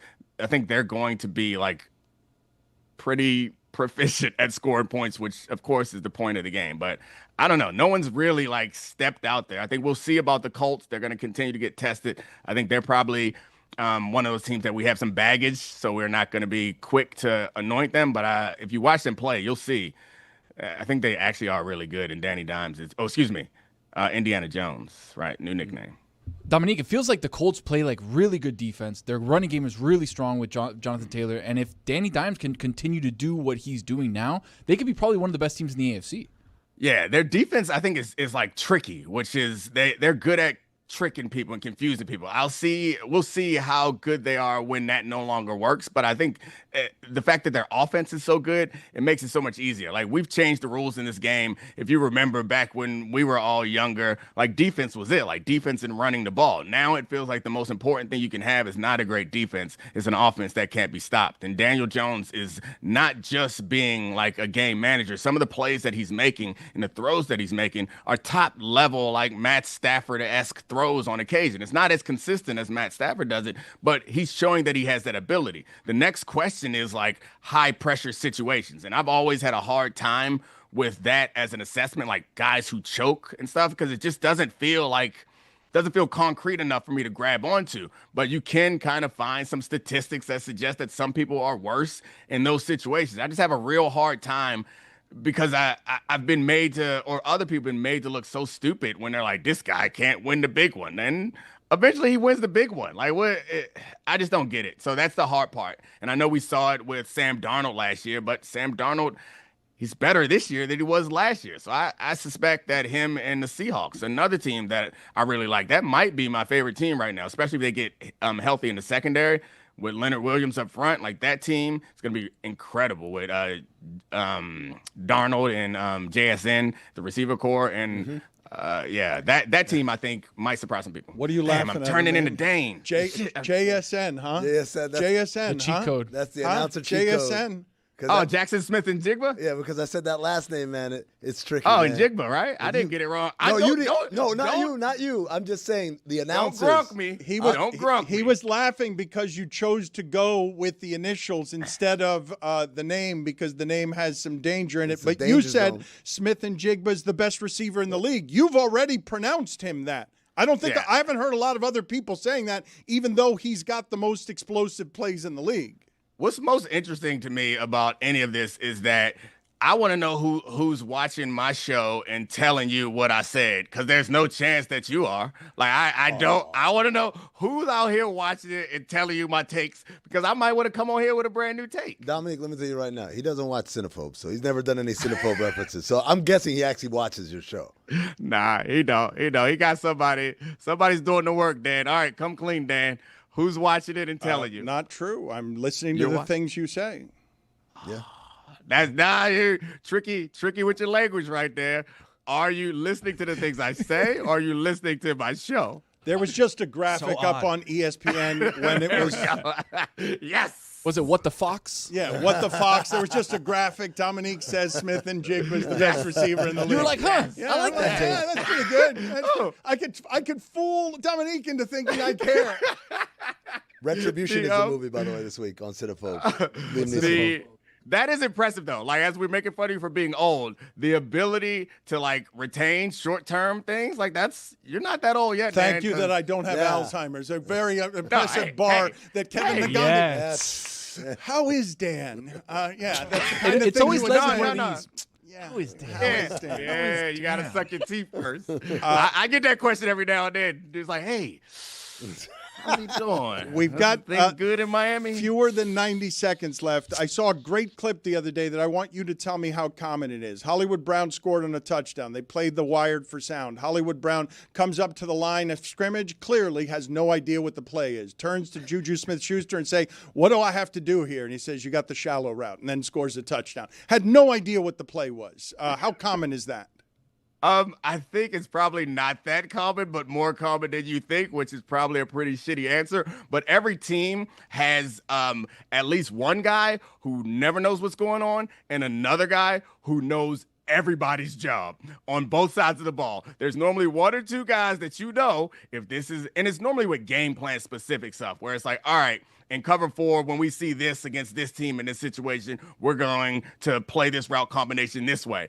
There's always somebody who's like, and if you've been around long enough, you know, tell them before they ask. You got to tell them before they ask. You're like, hey, we're going to palms this where you get the number 2 to the flat. You got to drive number 1. Those are the things. And I mean, in their defense, some of this stuff is like unnecessarily like Byzantine and complicated. It was pretty great, though, because the next clip I saw, Hollywood Brown scores the touchdown. He's running around the sideline talking about how God did that, and then Juju comes over and says, I knew the play, right? I'm the one. Like, you do remember that you didn't know the play before you came to the touchdown. It's very Byzantine? Is that what he's That's done? what he like said. the Empire? You turned it into Dan. It just means, like, unnecessarily complicated. Like, so that word was Byzantine. Yeah, exactly. Yeah. Like Rube Goldberg would be like a Byzantine like contraption. Am I gone? See you Are we later, even on Dom. there anymore? Thank I you for wanna this talk podcast more. experience. Billy, I love you. You're the best. Okay, bye. Goodbye.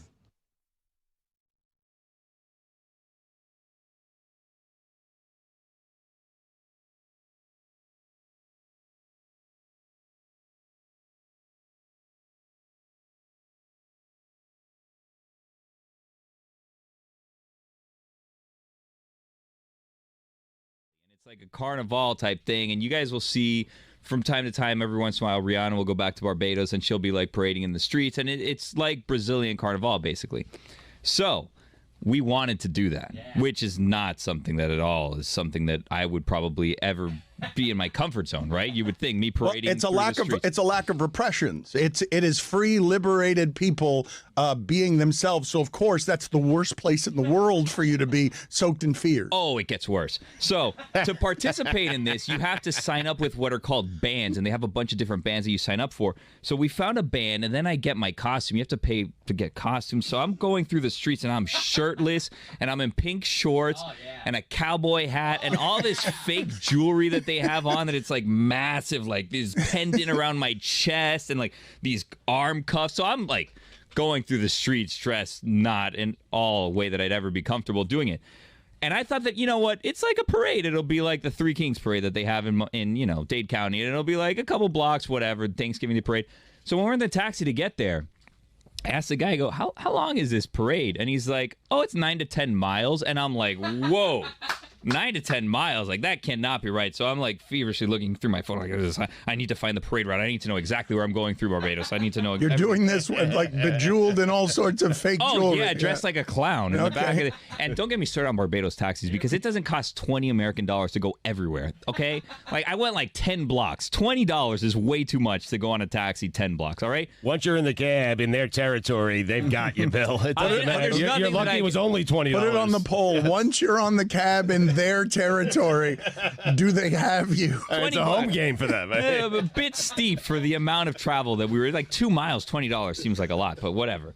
So I find out that it's actually a 10K, which is like 6 miles. But either way, I'm not prepared to be walking through the heat dressed like a clown for 6 miles. I haven't walked 6 miles in my life, I don't think. I don't know the last time I did it. And I wasn't wearing my Fitbit, so none of the steps counted. That's the only reason I wear my Fitbit, so my steps count. But if I don't wear my Fitbit, the steps don't count. So it was a total waste of time walking through here. And I was sunburned, obviously. There was lots of From the jewelry? From the jewelry? Oh, What do you? if I could show you the burn that Please I had. do. I had a Please giant, do. I think Please it's do. gone Like, now. Oh, wow. I had a giant circle here for a little bit. Yeah, there was a big circle here for a little bit. Yeah. Everyone was drinking alcohol, but I was drinking water. I thought I was going to pass out and die on the street. You were careful and obviously. responsible at Carnival. I had to pee so many times, and you had to pay extra to use the wee-wee cart. You know what the wee-wee cart is? I didn't. I had to ask, what is the wee-wee cart? It was basically this flatbed truck with like 6 or 7 porta potties on the back of it, and you had to just kind of hop on it while it's moving, and then go into the porta potty and then hop out. That's a heady play, man. That's wonderful. That sounds delightful. Very dangerous. Very dangerous. Man, you guys talk about some weird. Time for some ads. So what was the most awkward visually? Like where you're wearing the costume and you find yourself in an uncomfortable place in the cab? Or like, was there any place where you were most uncomfortable wearing that stuff? In public. I'll show you guys the pictures. I'm not putting them out there because I don't trust the internet and I don't trust these listeners because they'll just embarrass me forever if I show you the pictures. I'll show you guys. It was ridiculous. And by the way, the things that were going on in this parade. Yes, sensual. Oh, my God. Yes. I saw things I've never seen before. Baby.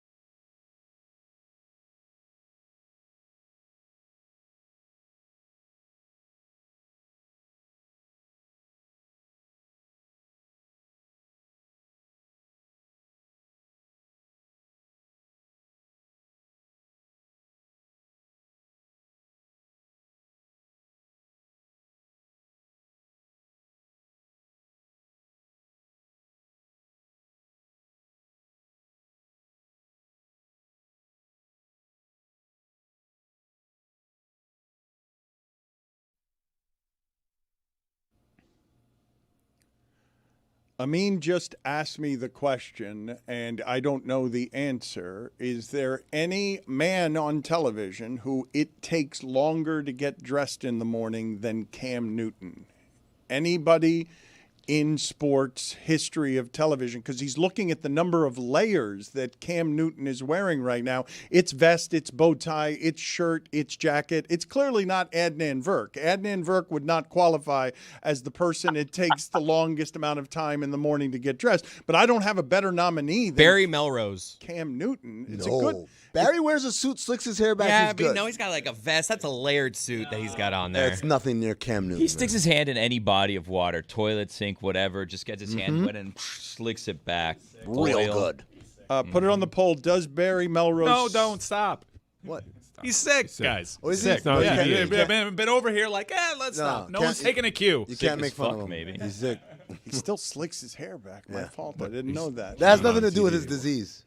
Adnan Just slicking Virk the hair. is with us now, and he's got a hat on. The bill is a little ragged. He is celebrating the Toronto Blue Jays in a way that is clearly and obviously biased. It's the worst bill I've ever seen. It's on a hat. bad. It's a bad bill. Cops bill. Like, it's beaten up. It's an old hat. $200? It looks a little too comfortable. He's the host of MLB Tonight and Amazon Prime Monday Night Hockey. You can listen and subscribe to his NHL Unscripted with Virk and Demers on iHeart. And his book, Cinephile, interviews, essays, and tales from the red carpet is available now. That's his real passion. He pretends to care about sports. It's movies that he cares about the most. Max Scherzer last night had the best old guy performance of the evening. I don't know how he did that, Adnan. Thank you for joining us. He's been terrible for a while. He's 41 years old, and he's the original 100-mile-an-hour thrower, and he's out there farting 94 miles an hour, and he's a dinosaur, and he scared his manager and yelled at him, and Schneider ran back to the dugout and said afterward, yes, I was scared. I shouldn't have been out there. I was only there for a couple of seconds. I shouldn't have been out there. That is horrifying. No, but it was totally crazy. All of it. I've not seen the way that managers usually represent is I'm in charge. That guy ran back to the dugout because he looked deep into both of Max Scherzer's different colored eyes, and he was haunted, and he just ran back to the dugout. In terms of impressive, willful things you've seen in baseball, Adnan, Max Scherzer going back and getting back some Mad Max to save Toronto's season and beat Toronto's ace. How impressive does that one rank? Old guy performance, willful performance. Dan, it was remarkable because if you go by the numbers, Luis Castillo had a .70 ERA in his last 6 starts going into this game. So for the Mariners, you see, all right, Luis Castillo is going to shove. He's going to be brilliant. And for Scherzer, as you mentioned, he's been tired for a while. He had an 8.79 ERA his last 4 postseason starts going back to 2002. As far as recent vintage, his last starts in the month of September had an ERA over 10. And in the first inning, an ERA of 12.64. There's no reason Max Scherzer should pitch like he did last night, and yet he was throwing his fastest fastball in a year and a half, and he did so with a curveball, which he basically invented later in his career. He threw 10 curveballs, all for strikes, and 4 of his 5 strikeouts came on that very same curveball. But all that gets obscured by, as you mentioned, that wonderful tete-a-tete with John Schneider. Now, when Schneider runs to the mound like that, as Buck Martinez and Dan Schulman said, that's him basically going to check on his pitcher just to say, are you good? Well, Max clearly was furious and yelled, I'm good, let's go. And John Schneider scurried back to the dugout, terrified to do anything else. Max Scherzer, I don't think, Dan, it would have been hysterical if Randy Rosarina had then taken him deep, but thankfully Scherzer gets out of it. And then I said, they can't take him out in the next inning. Everyone's scared to take him out. He starts the 6th inning, gets a couple outs. This time, John Schneider quickly motions to his left arm, allows nothing to be said. But 87 pitches, as you said, a willful performance at 41 years of age. That was Max Scherzer's 500th start, regular season and postseason. He's thrown over 50,000 pitches in baseball, and he gets his first win since the 2019 World Series. Remarkable. And as you said, it saved the season. The Jays lose that. They're down 3-1. They're probably cooked. Now it's a best of 3. Toronto's got home field. Can you explain, though? You just said 2002. You went back to he's been good before 2002. What was the stat you just gave us from 2002? I apologize. His postseason his 8.79 ERA, his last 4 postseason starts going back to 2022. We left that. Okay. I was like, what are you talking about? That doesn't sound like a good pitcher. It's been 20 years. Okay, but it has been 3 years since Dinosaur Scherzer had a fastball that scared anybody. And he's the first pitcher ever to pitch for 6 different teams in the postseason, which is both a nod to his longevity and the fact he hasn't stayed in one place for too long. Like, Max is a hired gun. Wherever he goes, he's looking to bolster his reputation. Again, he's a Hall of Famer. We all know that. But he has not pitched like this, period. Think about this, Dan. He hadn't pitched since September 24th. He wasn't on the roster for the division series. Toronto could have lost against the Yankees, and Max Scherzer would not have seen the mound. And yet, in their most pivotal start of the season, the first time the Jays are in the CS for the first time in 9 years, they turned to this 41-year-old grizzled veteran, and he shoved. He was brilliant. 2 runs in 5 2/3 of Max Scherzer at this day and age. That could be the last start of his career. Incredible.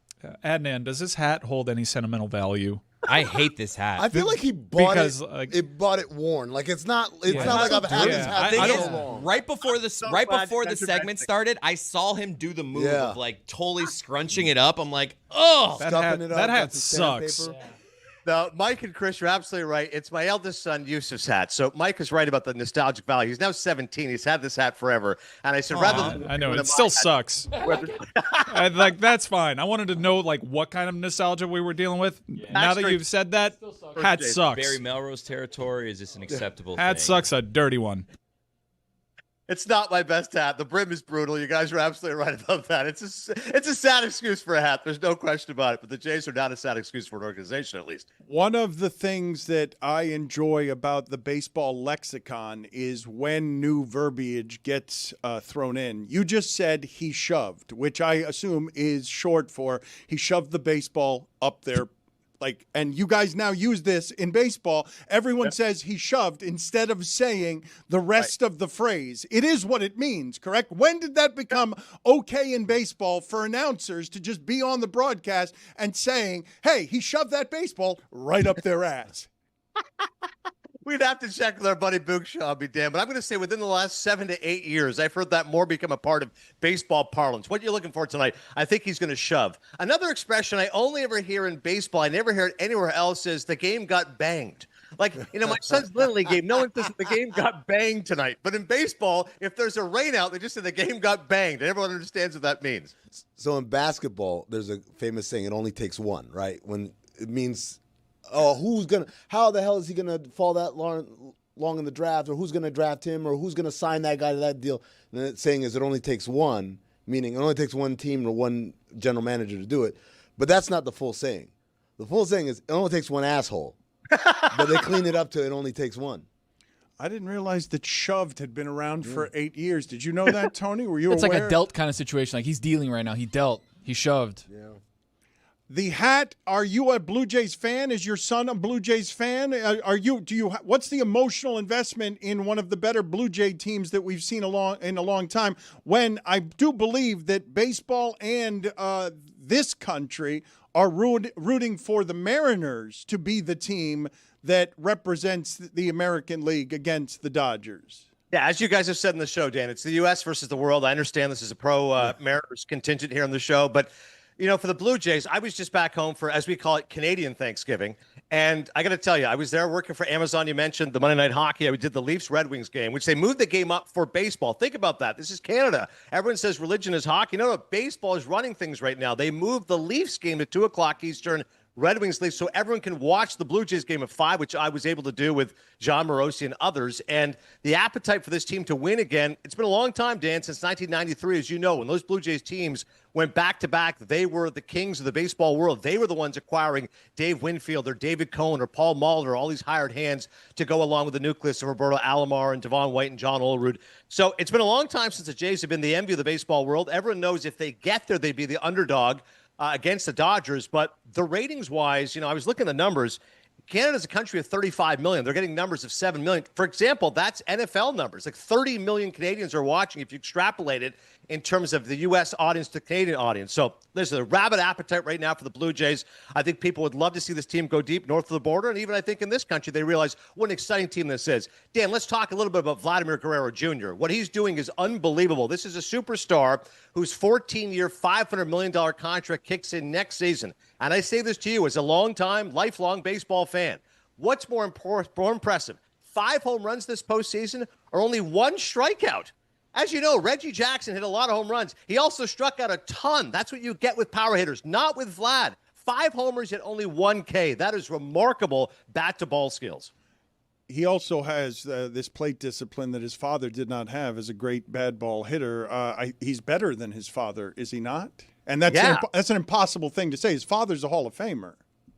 Yeah, I mean, his father was incredible. As you said, the bad ball hitter and a different body than Vlad. Obviously, he was tall and lean and kind of flailing all over the place. But I think what Vlad Jr. is able to do, the way he punishes this baseball, if you look at exit feel in the sport, virtually no one aside from Aaron Judge hits the ball harder than Vladimir Guerrero Jr. Even if it's not always home runs, it's hard contact every single time. And to have that kind of discipline, it's amazing. Thank God the Jays locked him up for the next 14 years. You mentioned, though, Canada and Canadian pride and how many people are watching this baseball team. I'm not sure that the audience really understands that Canada doesn't beat America at sports. Like, the Blue Jays are the only thing that beats America at sports, and it was a long-ass time ago. Canada loses. The Raptors were okay, but I'm saying when it comes to generational allegiances and who's the team that my parents are going to pass down, it's going to be the Blue Jays of Cito Gaston because Canada never gets to be better than America at sports. Fine, you chose the outlier, but the Blue Jays matter to Canada because the Blue Jays have made Canada feel like a winner. No one in hockey's done it. No, there's no question about that. Canadian team has not won since 1993. The Leafs have not won the Cup since 1967. But Mike and Tony are right to at least mention the Raptors and Kawhi. 2019 was a massive moment for the country. We all know the impact that guys like Steve Nash and Vince Carter have had on basketball north of the border. But I would agree with you, Dan. People have asked me, what's a bigger deal? If the Blue Jays won the World Series or the Raptors winning in 2019, I would say the Blue Jays because that's a generational thing. Again, the Raptors was massive when they won, and basketball is huge, as Amin knows, north of the border. But I do think if the Blue Jays won, this would really just wrap up the entire country. It's huge. It's all dwarfed by the Leafs, right? How quickly we forget Toronto FC's 2017 title reign. The thing that triggered the thought for me, Adnan, is the idea of, while I'd forgotten Toronto's Raptors because Kawhi Leonard was a mercenary, the Vladimir Guerrero family is royalty in Canada, at least because Vlad Jr.'s dad is the one who made the Expos matter. Right. And I'm still trying to figure out who killed the Montreal Expos. But I look forward to watching this Netflix documentary, trying to get some answers on this. But yeah, father and son Revere. People forget, Dan, Vlad's Canadian. I'm like, no, he doesn't just play for Canadian team. Vladimir Guerrero Jr. is a proud Canadian, and he is thrilled to be in Toronto. He's the emblem, the cornerstone of that franchise. From the Expos to the Jays, people love the Guerreros. You just made a reference that made me think we've gone too long without talking to Billy Gil, who has a top 5 list of the things he will not miss from around here as he leaves. Adnan, as part of Billy's goodbye today, I cannot wait to hear how many OLIs this one has. Things that Billy Gil OLIs, will not miss around here. So it's the top 5 things that I won't miss from here. We have some OLIs, as you mentioned. I can't wait to hear how many OLIs we have. We have 34 OLIs. Oh, God damn it. I knew this was going. Just a quick 34 OLI, and we get the top 5. All right, OLI number 34. Lamb for lunch 3 times a week. That was kind of crazy. Roy eats all the lamb, by the way. Lamb is great. Roy eats all the lamb. Lamb's not bad, but 3 times a week is excessive. These ungrateful people, Dan. You're feeding them lamb. This is a luxurious meat. Roy, you don't need Name out of your 4. mouth, You don't man. need 4 lamb chops. No. I ate 2. OLI number 33. Wondering where Stugotz is when he's supposed to be on a Zoom recording. OLI number 32. Wondering where Stugotz is when he's supposed to be in studio for a recording. OLI 31. Just generally wondering where Stugotz is. OLI number 30. Parking in one parking garage, running across the street and dodging traffic to enter our office in another parking garage. OLI number 29. That's happened at 2 different places. I know. OLI number 29. Tony's top 5. You know what? Better than I thought it was going to be. I thought that was the top 5er for sure. OLI 28. Samson. Wow. And I just, there's a lot of people out there. I just want to kind of get ahead of this. There's a lot of people out there saying, Samson's the reason that you're leaving. Samson's the reason you're leaving. They're tagging him, and it's this whole thing. Yeah. And, he's going through, all this stuff. And, please, he is the reason, but leave him alone. OLI number 27, Taylor. OLI number 26, Jeremy's songs. OLI 25, all of Tony's clearly made up stories. I thought it was out unscathed there. OLI number 24, lying to intrepid journalist Mike Schur about how normal the environment is during an interview for Slate magazine. Oh, man. Had no clue. I thought he was in college. OLI number 23, Gino. Keep an eye on Gino. Things you're not going to miss. Gino. Keep an eye on Gino. I'm telling you. Bad egg. On Gino. Bad egg. So hurt by that. Gino Fuentes just took a keep an eye on Gino. Star of Football America? He thinks he's got everybody fooled. OLI number 22, talking about Pat McAfee. OLI 21, talking about Joe Rogan. OLI 20, talking about Shane Gillis. OLI number 19, Rose spilling her matcha every Wednesday and only on Wednesday. OLI number 18, asking Dan Patrick what love was like growing up for the 4th time because he didn't answer the previous 3 times. OLI number 17, keeping up with what's bothering Billy Corbin. You too, huh? A little too low. OLI number 16, Mike Fuentes pretending he doesn't care about anything while wearing a black Bass Pro Shop hat. OLI number 15, Mike Fuentes pretending he doesn't care about anything while wearing a blue Bass Pro Shop hat. OLI number 14, Mike Fuentes pretending he doesn't care about anything while wearing a green Bass Pro Shop hat. OLI number 13, Willow. Number 1 for me. OLI number 12, Mike Fuentes pretending he doesn't care about anything while wearing a red Bass Pro Shop hat. After Willow. OLI number 11, Jess burping in the makeup room. OLI number 10, that other dog Ethan clearly kicked.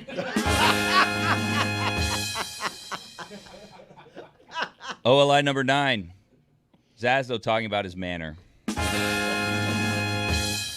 OLI number 8.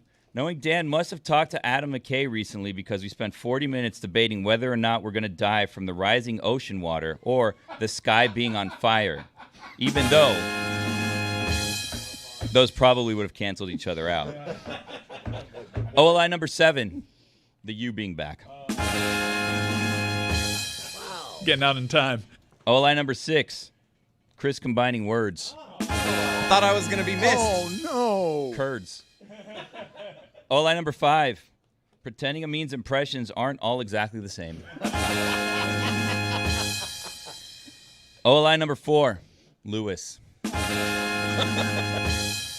OLI number 3. Lucy talking about Jasper the doll. OLI number 2. Jason showing me eating or yawning or playing on my phone while a vice presidential candidate is talking about how he'd fix the United States. OLI number 1. Robert Quinlan Costas. All right, hold on to these. Bobby Q. I want to tease the 5 till later. Now that we've finally gotten to the 5 and made Adnan sit through all 5 while he's got hockey and baseball information that he wants to give to the American public. We'll get to Billy's top 5 before the end of the show. Also, Jeremy's saying that he wants to get in and say goodbye to you in a more loving fashion. We'll see if we get to that as well. I will remind people again that Adnan's book, Cinephile, Interviews, Essays, and Tales from the Red Carpet, is available now.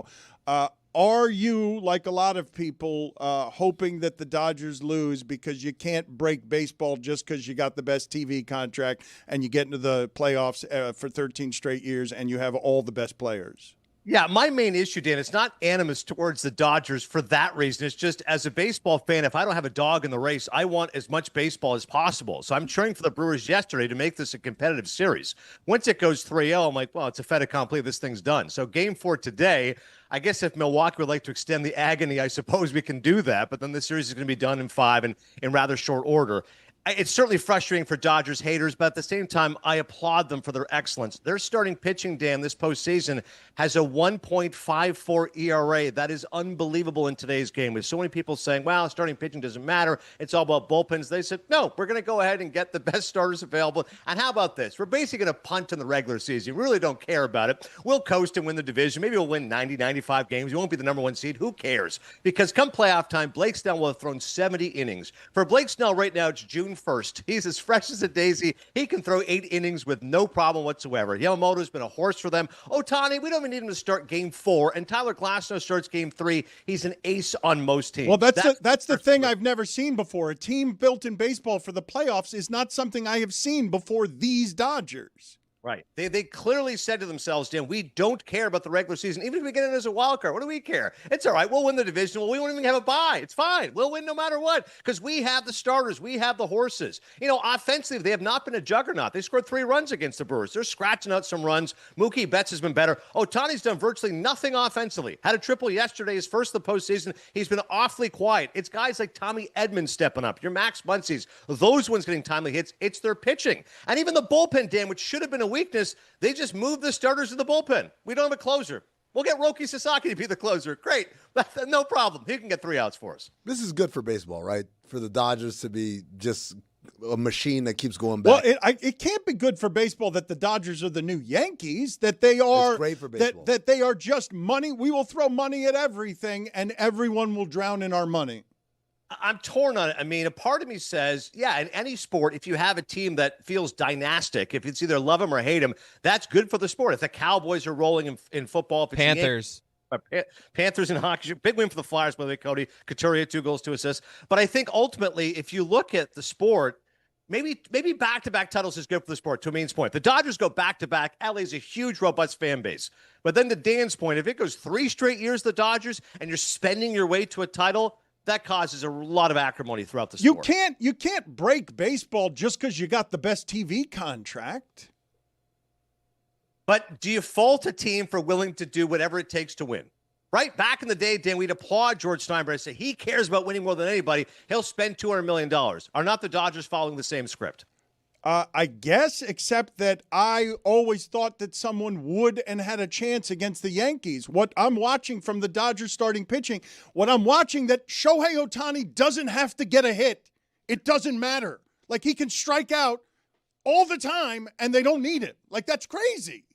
Yeah, it is funny when Shohei Ohtani's offense can become an afterthought. And we've seen it's well documented. When he pitches, his offense suffers. So I've been of the mind now, once you're up 3-0, you don't need Ohtani to start game 4. Like, now it's just a luxury. Like, now just it's fine. We'll have a bullpen game. What the hell? It's okay. Clayton Kershaw can start. Billy's favorite, just for Billy's farewell. Yeah, Clayton Kershaw that's can what start the Yankees never could do. Like, that the Yankees never had any of what you just said. Hey, we'll keep Babe Ruth in the dugout. We don't need him today.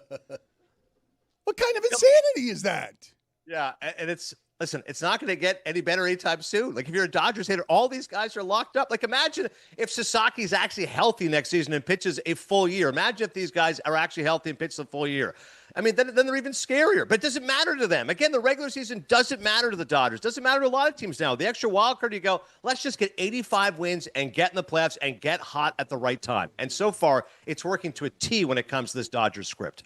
Adnan, thank you. We will talk to you soon. Appreciate all of the insight. Catch him, host of MLB Tonight and Amazon Prime Monday Night Hockey. Thank you, sir. Love you guys. Billy will be missed. And by the way, I just want to read Dan's lovely blurb to me for Cinephile. Adnan Virk is ill, sick, troubled, diagnosed with acute Scorsese. His addiction to film is neither healthy nor sane. He really thinks the world needs more of his thoughts on movies. I hate that he's right. The great Dan Le Batard. Thank you. Thank you, Adnan. We appreciate it.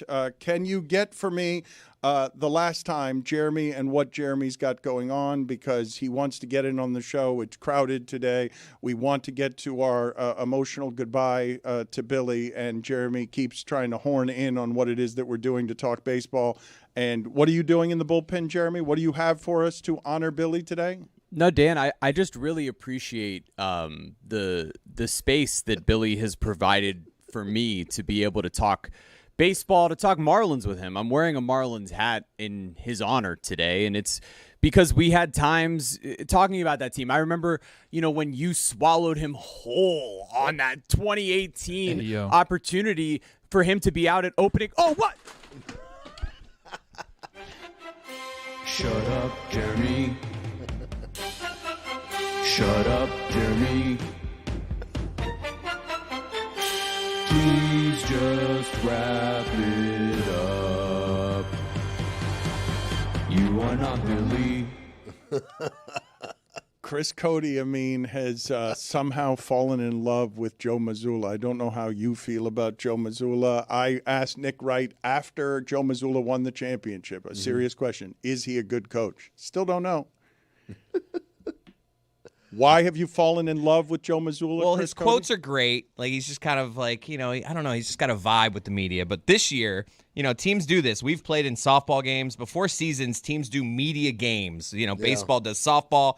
And the Celtics, we're going to have a media game where media people play versus each other. And at the last second, Joe Mazzulla announced, not this year. This year, you guys are playing against coaches. So we have a B-roll here of them playing this game. It's harmless. You see Mazzulla there walking past midcourt, and he celebrates a basket here. And you think it's a game-winning basket, and this is like, wow, a close game. And you watch Mazzulla here. He gets a fist pump, and he fist bumps. Then they pan over. The coaches are winning 57-4. And it's just like, I love the fact that he's just like, you're not playing the media this year. You're playing the coaches. We're going to rock your ass. We're going to boat race you 57-4. And he's growing on me. I like Joe Mazzulla. I like it. Look, I think he's in the same place that Mike McDaniel was in. Difference is he won a championship. Mike McDaniel didn't. But it's still the same thing, which is all this cute stuff is cool when you're winning. Oh, the quirky answers and a T-shirt says God, jiu-jitsu, and coffee and all that stuff is cool when you're winning. When you stop winning, the patience and the tolerance for all the quirkiness goes right out the window. And so this year, I think the Celtics are going to be good still. They still have good players. They added Anthony Simons, who I think is going to be really good for them. But it's like, we'll see how much appetite Boston has for them when they're not dominant, when they're not the best team in the league. Also, to Jay King of The Athletic, who was in that game and then wrote afterward, and he was so ashamed and embarrassed. I texted him. I said, I read it, and I said, pathetic article. Pathetic article, J. King. Did he have any of the 4 points? You should have gone even harder. You should have roasted Missoula for bad decisions, wearing down his coaches with a full court press. Then I said, you got to double down, man, and don't let any of those coaches get injured this year. If they do, you immediately tie it into too many minutes during a meaningless game. And then afterward, he said, Jaylen Brown asked everyone, oh, does anyone want to do media? Ha, ha, ha, ha, ha. I said, when he says that, you say, let's do it. Because we're not like these little Gen Z sniveling one. He's like, oh, I had a bad day, and now I have to talk to the media. It's part of your job. Man up. How many points did you have scored? Me? Yeah. You know what I would have done? I would have locked up Joe Mazzulla. Wow. Yeah, and you know would have what? said, no, I'm not even scoring tonight. Yeah, you're not scoring. You're not scoring. And by the way, if he gets by me, I'm throwing something dirty. Yeah, chicken wing. A chicken wing. I'll let him know. We're not here. You know what? We're here to compete. Mm-hmm. We're not just here like, oh, my God, you guys no are easy so ones. good. No easy ones. Get out of here. Matthew Berry's here. Hey! Matthew Berry. Matthew Berry. Matthew Berry. Matthew Berry. It ended quicker than I thought it was going to. There you go. That's what she Got to said. get the timing down. Go ahead. Oh, all right, here we go. In every game this season but one, the Detroit Lions have allowed multiple touchdown passes, and among their issues, deep pass attempts. They're bottom 5 in the NFL in both yards and touchdowns allowed on deep passes. Who do they play this week? Baker Mayfield, who, by the way, only one quarterback in the NFL has more deep pass attempts than Baker Mayfield. Start Baker. I don't care who his wide receivers are. By the way, other side of the ball, last week, the Tampa Bay Buccaneers have allowed at least 340 passing yards to an opposing quarterback in 2 straight weeks. Those quarterbacks, Mac Jones and Sam Darnold. Don't get cute. You're starting Jared Goff. By the way, in the 2 games since Braylon Allen went on IR, Breece Hall has gotten 82% of the Jets' running back touches. I know you're like, the Jets are awful. But get this. 3 of the last 4 running backs to get at least 15 touches against the Carolina Panthers have scored at least 16 fantasy points. They've also given up 2 receiving touchdowns to opposing running backs. Don't get weird about it. You're starting Breece Hall. Okay. Over the last 4 weeks, no team has allowed more rushing yards per game or a higher yards per carry against to running backs than the Miami Dolphins. Dan, I'm sure you're aware of that. They've actually given up at least 20 fantasy points to an opposing running back in 4 of their past 5 games. Believe it or not, the Browns are actually favored in a game this week. So Quinshon Judkins should have a nice game against Miami. No team in the NFL has allowed more rushing touchdowns to running backs than the Tennessee Titans. They've, in fact, given up at least 1 rushing touchdown to a running back in every game this year. Believe it or not, Ramondre Stevenson has seen 83% of the Patriots' goal line attempts over the last 2 weeks. I think Ramondre gets in the end zone against Tennessee and Vrabel's revenge game. Over the last 4 weeks, only 2 teams in the NFL allow more fantasy points to opposing wide receivers than the Colts. Ladd McConkey has 5 red zone targets in just the past 2 games. The 3 games that Rashee Rice played last year, he had a 34% target share. Everyone in fantasy football has been waiting to get Rashee Rice off their bench onto the field. You know who else has? Patrick Mahomes. Don't get cute. You're starting Rashee Rice this week. For 3 straight weeks, Travis Hunter's route participation has increased. Last week, it was a season-high 86%. And Liam Cohen of the Jaguars said this week the team is making it a priority to design and call more plays in which Travis Hunter is the number 1 option. Last week, only 1 tight end ran more routes than Cade Otton. And with all the injuries to the Tampa Bay's pass catchers, Cade Otton saw a target share of 26% last week. Over the last 2 years, when Otton gets at least a 20% target share, he averages almost 15 fantasy points per game. And last one here, Dan, only 4 teams allowed more yards per game to opposing tight ends than the Miami Dolphins. They also give the 7th most fantasy points to tight ends. David Njoku is banged up. This is a Harold Fannin week for the Browns. Harold Fannin's good. Matthew Berry. Matthew Berry. Matthew Berry. Matthew Berry. Watch and stream full episodes of Fantasy Football Happy Hour with Matthew Berry, NBC Sports Peacock. Get personalized info and tools for all things fantasy and sports betting at fantasylife.com. I really can't believe what Matthew Berry just said. I saw 18 months of Patrick Mahomes be less than Patrick Mahomes because he didn't have his wide receivers. Matthew Berry's saying Baker Mayfield, don't care who his receivers are. Receivers do not matter. Take Baker Mayfield. What kind of insanity is that? Baker has managed it. I mean, last week, Tez Johnson, Cameron Johnson, again, Cade Otton. You know, he made Emeka Egbuka is currently the betting favorite to be offensive rookie of the year. We'll see because of the injury if that happens. But like Baker's just made everyone great. Baker's made everyone great, and Mahomes, I think, hasn't had to do that just because his defense has been so good over the last couple of years, and they've had people in or out as well. But look, Mahomes is great. He's the GOAT. He's amazing. First ballot Hall of Famer. I get all that. But if I had an MVP vote and you took it today, Baker Mayfield's the MVP of the NFL. Matthew, good seeing you. A total insanity, everything he just said. I cannot believe it's the middle of the season in 2025 and Mahomes needs receivers, but not Baker. Baker doesn't need receivers. Okay. You disagree with that take? No, I don't. I just can't believe that it's true. Yeah. Look, but Mahomes has been good the last couple of weeks as well. I mean, again, Xavier Worthy and Hollywood Brown, you know, he was missing Xavier Worthy for a few weeks. I think it's a fair criticism or question. He just I don't know. Baker's been playing better.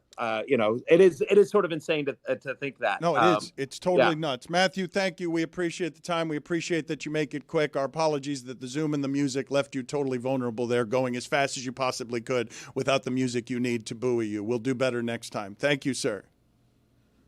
We probably won't do better next time. Music drowns him Why out. you going to lie to him? It's a being thing. totally lie honest. to the man. We're going to have Billy's top 5 and the club. We're going to put it in the last segment and say goodbye to Billy in a way that finally gets to his top 5. 34 OLIs on things that he won't miss. I honestly thought it was going to be 1,034,000.